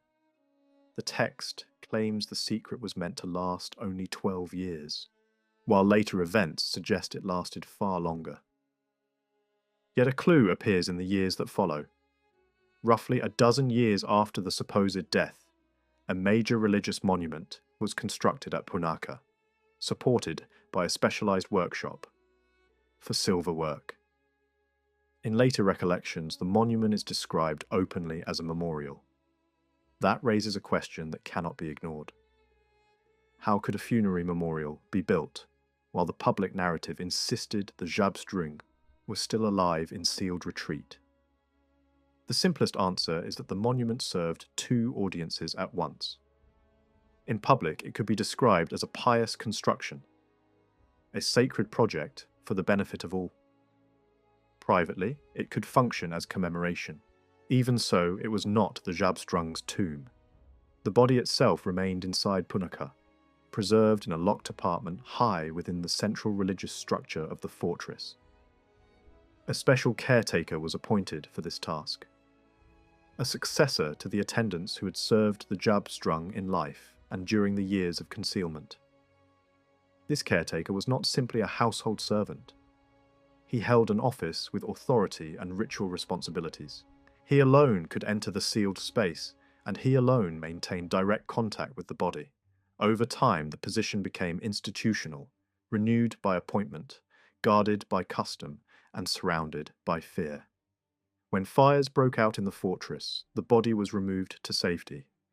The belief that disturbing it could bring disaster lasted into modern memory, reinforced by stories of later figures who allegedly suffered after interfering with the preserved remains.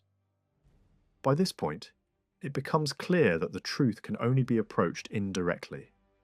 The records do not openly explain the mechanics of the deception or the psychology that sustained it.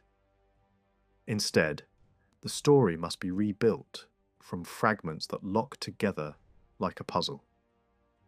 The most urgent question becomes simple to ask, but difficult to answer. Did people genuinely believe, for half a century, that the jabs drung was still alive behind the sealed door? A small number of scattered pieces suggest that many people did believe it, or at least behaved as if they did. One respected Tibetan scholar wrote that he heard news in India that the jabs drung had entered deep absorption by the command of protective forces. The statement is brief, but it sounds like the kind of message that would circulate quickly and carry authority. It also suggests the event was understood publicly as a spiritual withdrawal rather than a death. A more detailed later account describes the official doctrine more clearly. In this version, the jabs drung withdrew on a specific day, too ill to address everyone directly, and passed instructions privately to his most senior official. The same story claims that young men at court suffered intense longing to see him again, and that some took desperate measures to discover whether he was truly still alive. A council was convened months later, not to announce a death, but to announce a command. No one was to disturb the retreat, and only the jabs drung himself would decide when it ended. Years passed, and major events unfolded as if the hidden figure still mattered. Another invasion arrived while the retreat was said to be ongoing, and the chronicle speaks as if the jabs drung had been in seclusion for years. Then, a striking external report appears from the Indian plains. During a regional campaign, a captured Bhutanese was questioned, and the invaders were told about Bhutan's religious ruler, described as an extremely old, ascetic, far beyond normal age. A letter was sent to this ruler demanding action, and a reply came back that refused the demand while still observing the formal code of hospitality. The invaders dismissed the exchange and moved on. Whether the story was accurate in its details is less important than what it reveals. Outsiders believed a living religious king existed, and official correspondents treated him as real. Inside Bhutan, appointments continued to be issued in his name. After the death of a senior ruler, the next successor was said to have been chosen by the Jabstrung, with the order delivered on the sort of writing surface traditionally used by someone in retreat. There were also reports of tension between those who controlled access to the sealed chamber and those who demanded to meet the hidden master directly. The struggle was not merely spiritual, it was political. Whoever controlled the message from the sealed room controlled legitimacy. Even religious leadership appointments were framed as decisions made by the Jabstrung. A new head of the monastic order was installed, and gifts were offered in the Jabstrung's name during ceremonies, as if the hidden figure still blessed the process. Meanwhile, senior monks travelled long distances and rushed back when rumours spread that the retreat had ended, only to discover it had not. The pattern suggests a society living inside a carefully managed uncertainty, with hope and suspicion rising and falling in waves. The ritual life around the sealed chamber also continued. Offerings were brought to the closed entrance, prayers spoken, fine cloth set aside for the future moment when the retreat would end.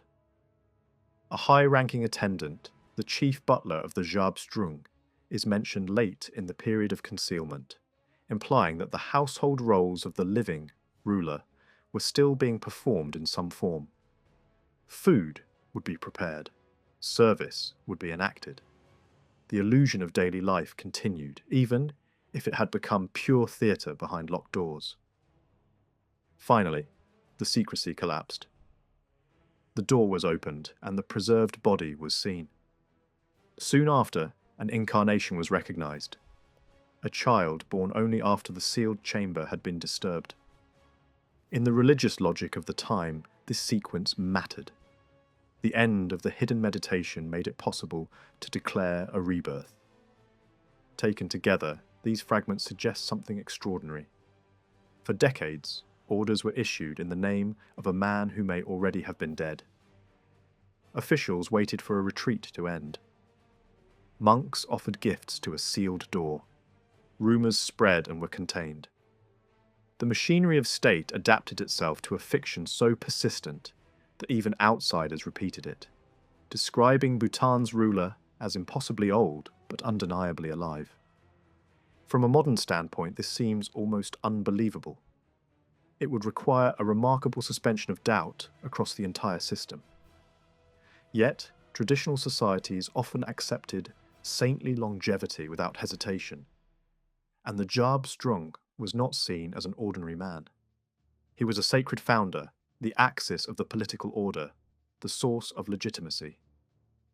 In that context, the story of an ancient ruler continuing in withdrawal could feel less like a lie and more like the strange, untouchable nature of holiness itself. Even during the year the secret was supposedly born, suspicion existed. Over time, it likely intensified, then softened whenever officials staged signs that suggested continued life behind the door. The whole situation would have felt unreal then, just as it feels unreal now. The difference is that people at the time interpreted the unreality as the mystery of sanctity, while later readers interpret it as the unreality of a carefully engineered deception. Another question follows immediately. If later historians knew the secret was real, why did so many accounts avoid discussing how the deception actually worked? The answer is not difficult to infer. The legitimacy of later incarnations depended on linking rebirth to the end of the sealed meditation. Also, many of the officials who ruled during the concealed period were said to have been appointed by the hidden Jabstrung. If a historian explained openly that these appointments were fabricated, it would destroy the foundation of authority for decades of rule. It would fracture the image of continuity and push the state narrative into chaos. For that reason, later writers preferred an orderly chain of legitimacy over an honest description of political survival. They mention the secret only where absolutely necessary, mainly to explain the recognition of new incarnations and the timing of that recognition. Everything else was left in shadow. Even in later official histories, the implications were often softened or passed over quickly. The established framework remained useful, and the deeper reality stayed, buried under ritual, tradition, and silence. The existence of the long-kept secret is no longer in doubt. What remains unclear is why it began in the first place, and why it was sustained for so long. Two realities shape everything that follows. First, no successor could openly sit on the Jabstrung's throne, while the public still believed he was alive. As long as the world was told he remained in seclusion, the state had to function through substitutes, men who ruled in his name rather than after him. Second, the secret itself should not be treated as the only force driving history. The absence created by the Jabstrung's disappearance did not leave the country empty. A chain of capable figures stepped into the gap, finished the unification of the realm, strengthened the borders, and expanded institutions. Yet even at the height of their power, these figures were not presented as heirs. They were presented as delegates, caretakers, stand-ins. The language of legitimacy mattered more than the reality of command. Over time, a convenient framework was built to keep that legitimacy intact. A broad label emerged for those who governed as representatives of the founder. A label that could be stretched to cover both temporary stand-ins and later recognized incarnations.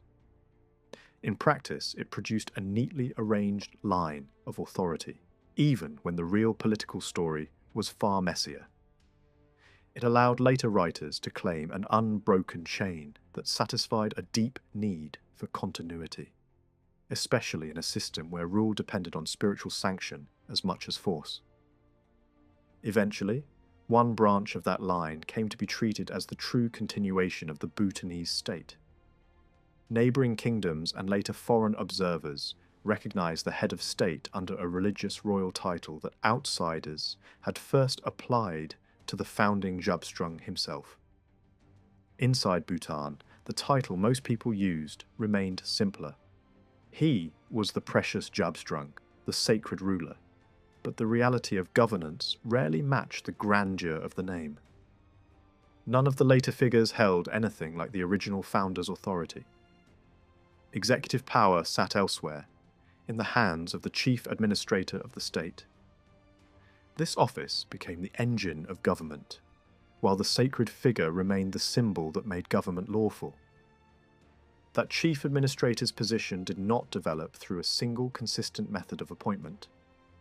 In most cases, the strongest figure of the moment, or the strongest figure's chosen man, took the office and defended it against rivals, especially provincial governors who controlled fortresses and local militias.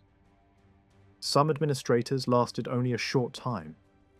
A few ruled long enough to shape the nation's structure. But one principle remained constant in theory, even when it was violated in practice. The administrator was supposed to hold office by the founder's authority. Without that sanction, even if it existed only as ritual theatre or forged instruction, rule would look like naked seizure. In a state built around sacred legitimacy, that was dangerous. These patterns are essential for understanding the retreat story, because the sources often refuse to explain motives directly. When loyalties hardened into political action, records either fall silent or speak in hints. The bonds inside the new state were intensely personal, inherited from an earlier era when each valley and community had its own religious or clan leader. As old local units collapsed or transformed, loyalties could be reforged quickly around new power centres.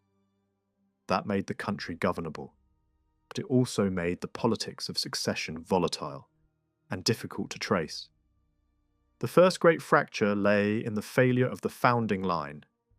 When the senior official announced that the Jabstrung had been in seclusion for months and must not be disturbed, authority effectively transferred into that official's hands. The most plausible explanation is that the Jabstrung had already died. Under ordinary circumstances, his son would have inherited.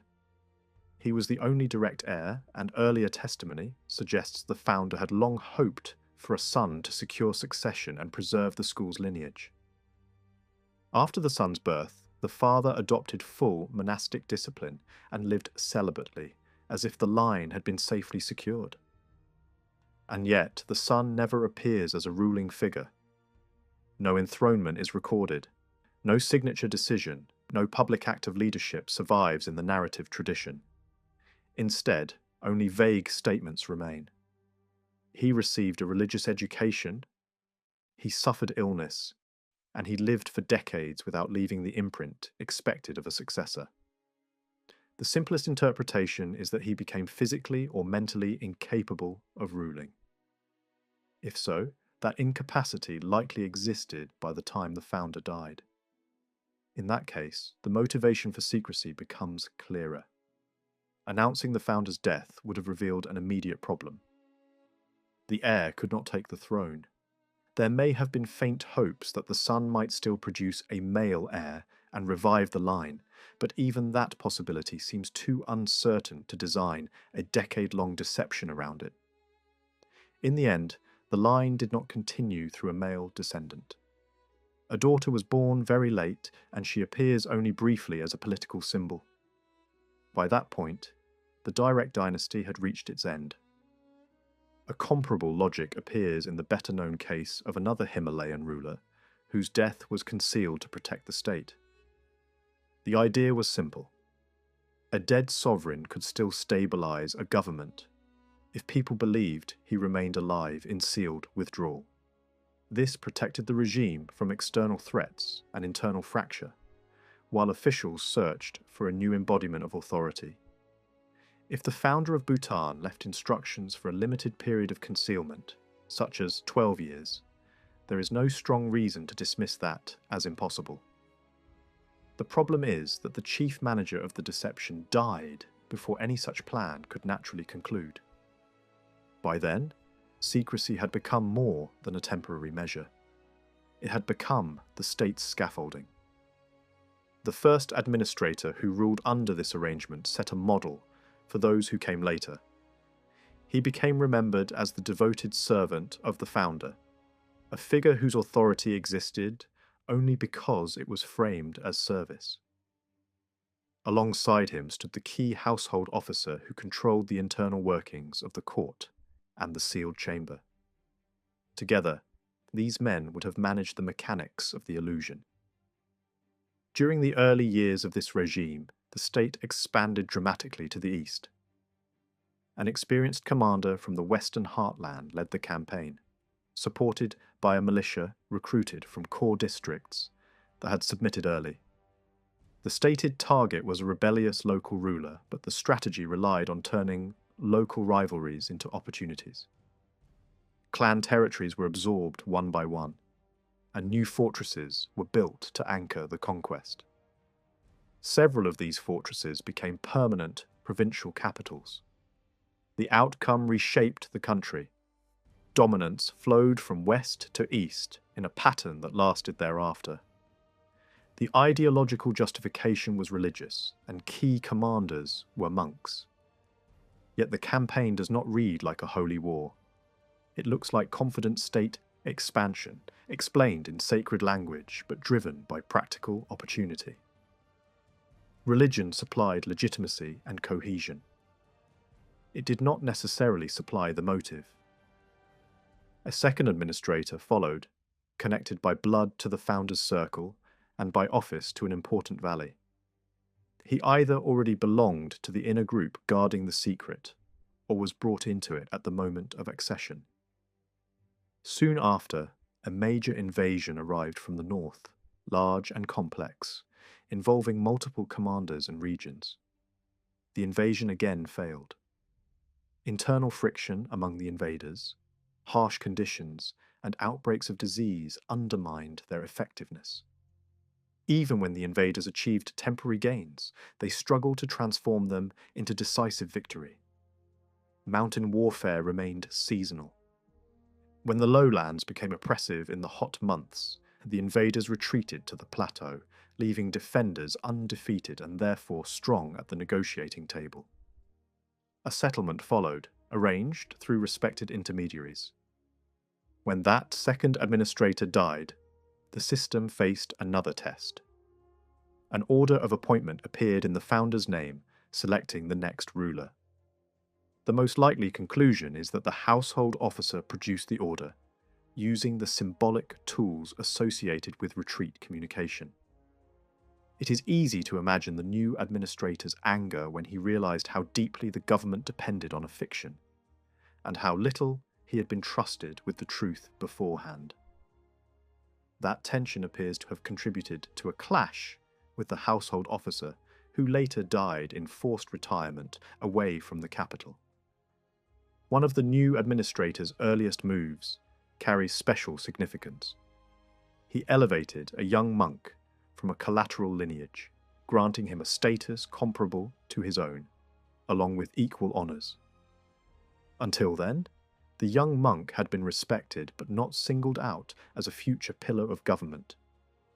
After the discovery of the retreat deception, he begins to look like a carefully prepared human symbol, a living stand-in whose presence could lend weight to rule, while the founder remained officially alive behind a sealed door.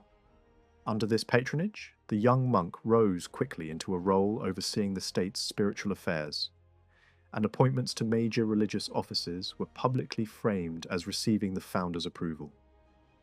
With Eastern consolidation underway, the same administrator turned westward. Pressure on border peoples triggered appeals to Tibetan authorities, and a new invasion followed, divided into multiple columns pushing toward different regions and valleys. A temporary truce was reached when winter closed the passes, but conflict reignited soon after, spilling into neighbouring valleys. Bhutanese forces struck into contested territories, provoking a larger retaliation from Tibet. Several columns advanced through the main approaches, and although they forced Bhutanese troops out of certain areas, the campaign still ended without lasting conquest. Prisoners were taken, then later returned. Peace talks followed, and official accounts diverged on whether a final agreement was truly achieved. Trade restrictions and sealed borders appear in some narratives, suggesting the dispute remained unresolved at least for a time. Regardless of diplomatic ambiguity, the period marked a high point of Bhutanese expansion. Under later rulers, the borders were consolidated rather than pushed further. Internal administration was regularized across the country. Foreign ties widened. Monastic delegates were assigned to distant Himalayan regions, and estates and monasteries beyond the core territory came under Bhutanese patronage. Diplomatic contact reached Nepal and continued for generations, bringing grants and rights connected to important religious sites and distant enclaves. Some of these privileges endured into modern times, while others were later lost. Then, the powerful administrator who drove expansion was suddenly deposed. The sources veil the details in moral language, attributing his fall to karma and to the bloodshed associated with conquest. Another tradition presents a more human motive: factional resentment, military embarrassment, and the revenge of a fortress governor with influence in the capital. After deposition, the former ruler retired and died the same year. His successor was the monk he had elevated earlier, now invested with full executive power. The appointment likely involved consultations among senior monks and regional governors. The founder's approval would have been claimed, whether through ritual symbolism or forged sanction. This new ruler governed for many years and became one of the most important figures after the founding Jabstring. He combined spiritual prestige with executive authority in a way few others could. His legitimacy rested on distant blood ties, on the claim that the founder had signalled his future importance, and on the way the state had already shaped him into the public face of continuity. Later tradition treated his reincarnations as guardians of stability during the childhood of other sacred rulers. In practice, authority shifted from person to person, depending on political conditions. But the myth of a stable representative line served its purpose. Behind the official narrative, the search for a true successor continued. A later account, written with unusually direct language, describes a hidden attempt to secure the founder's incarnation soon after the death occurred. A child believed to be the true rebirth was said to have been born near the border region. The Bhutanese government accepted the child quietly and began preparations to bring him into the country. But hostile relations with Tibet changed everything. The child fell into Tibetan hands and became a political pawn beyond Bhutanese reach. Later, the long-reigning administrator tried repeatedly to retrieve him and failed. The child reportedly ended up far away and died there. The story is vague in dates, but its implications are sharp. The state may have tried to replace the fiction with a legitimate incarnation, while still maintaining the public lie that the founder lived in retreat. If that attempt began early, it suggests the secret had already spread within elite circles. It also suggests Tibetan authorities likely knew the founder had died, because holding an incarnation makes little sense if the original is believed to be alive. The long-reigning administrator later hinted, at least to close attendance, that his main purpose had been to govern until a true incarnation could be secured. Even in these hints, the official biographies remain cautious, as if their authors knew the danger of saying too much. Then, the regime entered an ugly phase. Court favoritism triggered jealousy, murder, and factional violence. A favourite official rose to great influence, combining roles that made him stronger than his former patron. That former patron killed him, and the ruler, already ill, resigned in grief and retreated to his ancestral monastery, dying shortly thereafter. The usurper seized the executive throne and placed the founder's granddaughter as a symbolic head of state, using her blood connection to cloak a harsh political takeover.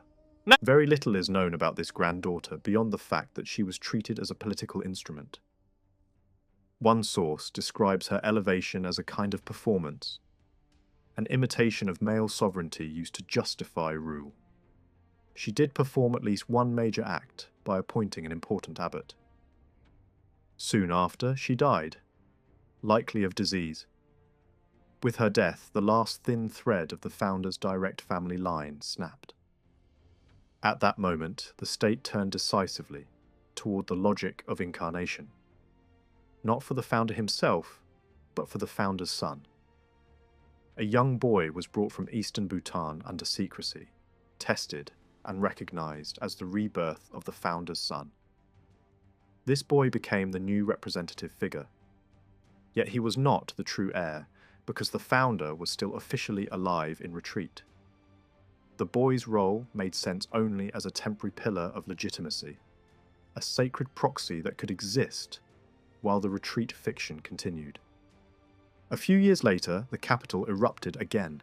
The usurping administrator was killed in a revolt, and power passed through new hands. Then, in the middle of the next reign, the secret was finally disclosed. The disclosure appears in a rare first-person statement.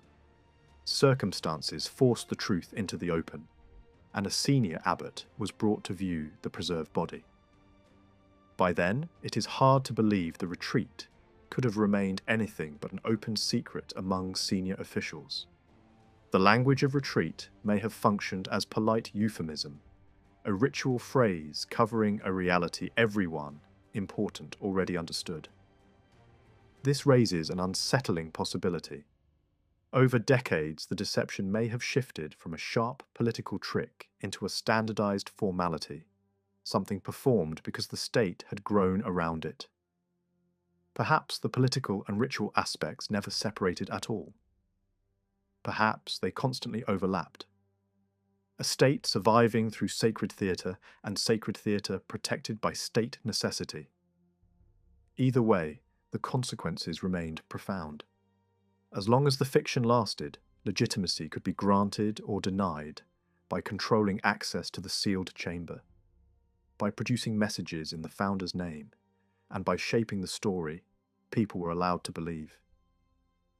By the time the secret ended, the country had already been planted with institutions across valleys and mountain corridors. After disclosure, those institutions continued to grow, branching into new forms.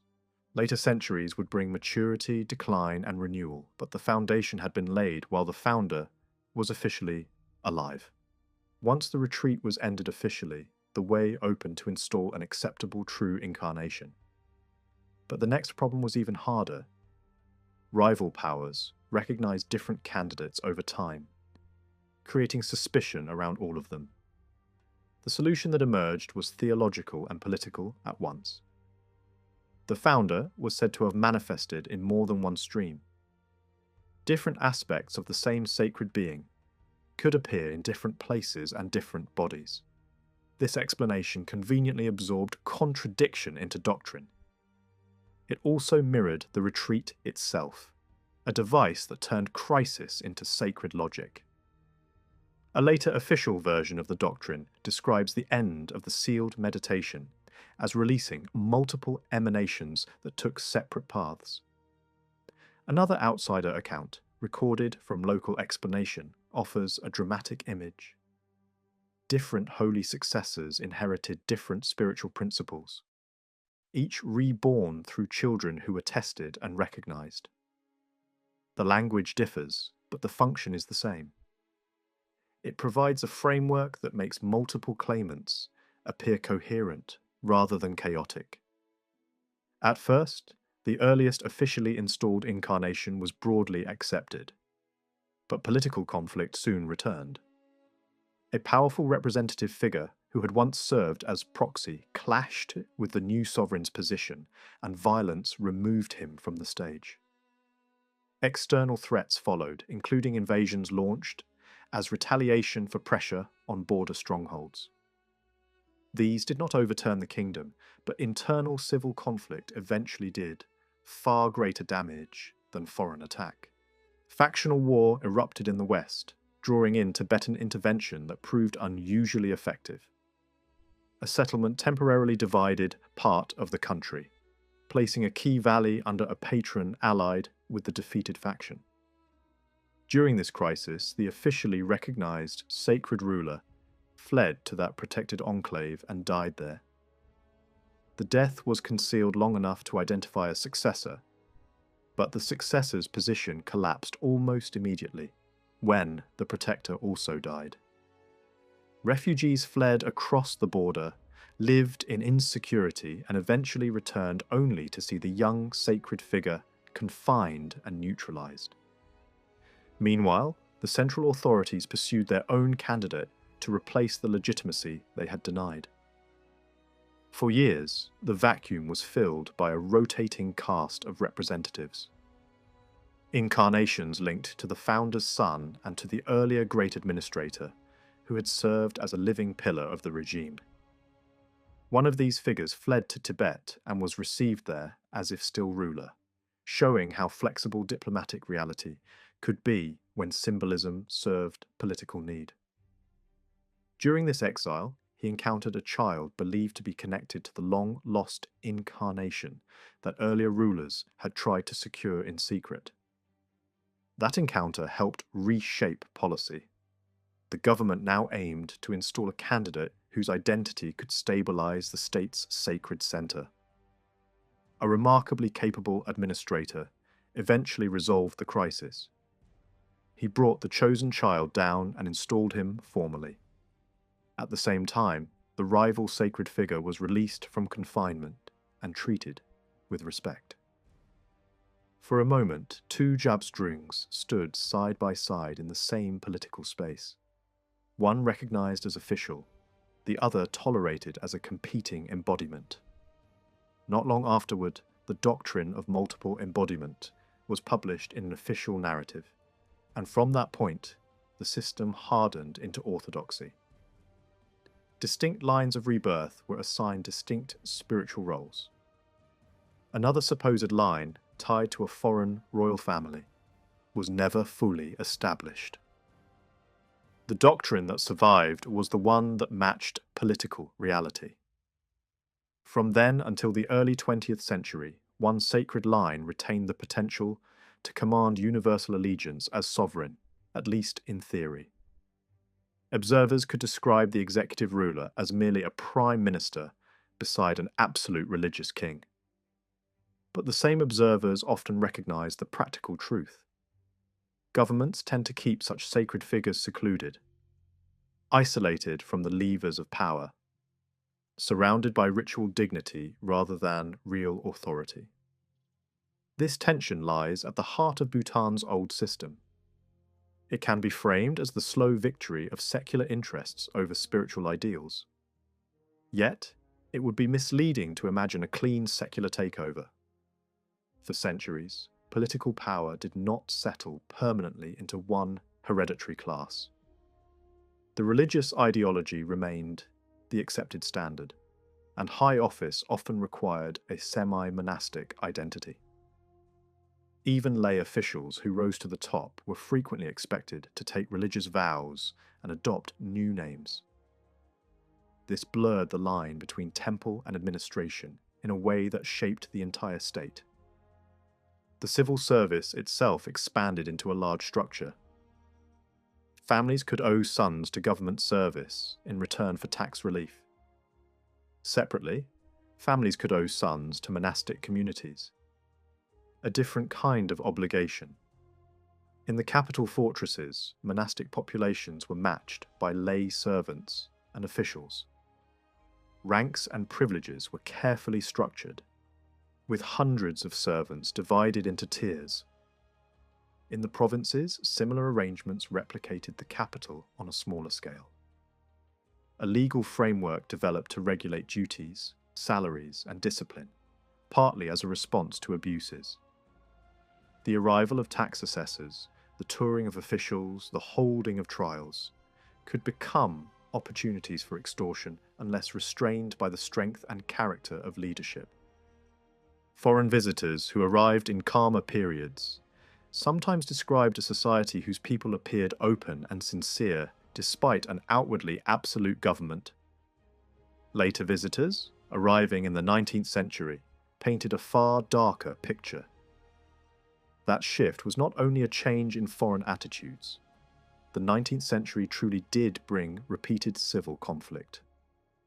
Rival claimants sometimes installed themselves in different capitals at the same time.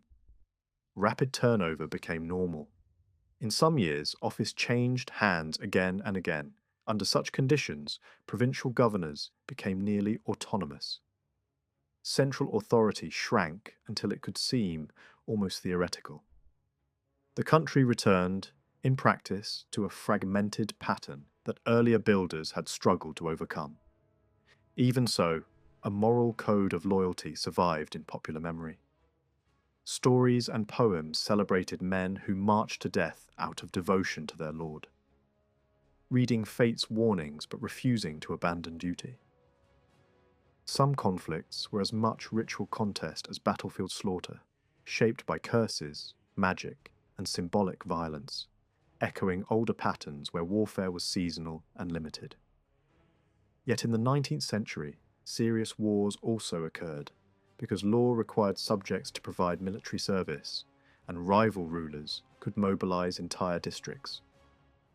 Eventually, the old system's refusal to anchor succession in heredity became unsustainable.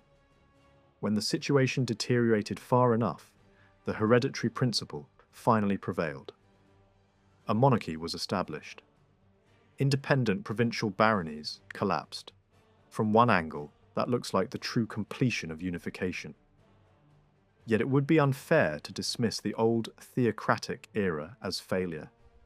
Over centuries, it imposed a uniform institutional framework across a land of diverse languages, regions, and older identities. That framework built a shared sense of national culture. External invasions also played an unintended role, not by conquering Bhutan, but by pushing communities toward unity against a common enemy. After the last major successful intervention from the north, the era of repeated invasions faded. The monastic communities inside fortress capitals were not peaceful sanctuaries in any simplistic sense. They endured war, disease, fire, and disaster. But they provided continuity when politics shattered. Senior monks repeatedly mediated disputes, arranged truces, convened councils, and helped appoint executive rulers at moments of crisis. Monasteries were governed by senior consensus, and leadership often followed recognized accomplishment. Over time, a council of senior officials evolved around the executive ruler, loosely shaped by monastic precedent. Modern political assemblies can be seen as distant descendants of these older councils. The 18th century, in more stable years, produced a striking bloom of scholarship and artistic confidence. Writers and abbots composed major works. Artisans working under government patronage created bold, richly funded projects. Revenue flowed into religious foundations not only in state monasteries, but also in private temples across the country. A standardized ritual and educational curriculum continued even when politics churned. At the same time, the violence surrounding many religious leaders drove them toward deeper renunciation. Biographies from the period carry sorrow, regret, and a longing for solitude. Those forced into political roles often resigned quickly and fled to hermitages when they could. Over roughly 2.5 centuries, dozens of executive rulers held office. Some reigned for years, others for months. Several were killed. Many were deposed. Yet the office itself persisted through the turbulence. By the later 19th century, it often became a puppet position, filled by nominees of powerful provincial lords who preferred to control the state from behind the scenes. In foreign relations, Bhutan's survival depended not only on mountains and fortresses, but also on the shifting tolerance of surrounding powers. Earlier centuries saw diplomatic ties with neighbouring kingdoms and a workable arrangement with Tibetan authorities that preserved Bhutan's sovereignty. Claims of distant suzerainty remained mostly theoretical and inconsistent. In the 19th century, isolation became a strategy, partly because internal disorder made coherent foreign policy difficult. Many distant enclaves and rights in surrounding regions were lost. Some estates endured until mid-20th century upheavals changed the wider Himalayan world. After war in the plains and the loss of key lowland territories, Bhutan's position changed fundamentally. With external pressure and new regional realities, it became a buffer state between greater powers. In the modern era, despite strong influence from its powerful neighbour to the south, its independence became internationally recognised, and the state that began with a sealed door and a carefully sustained fiction entered a new political season under a different form of rule.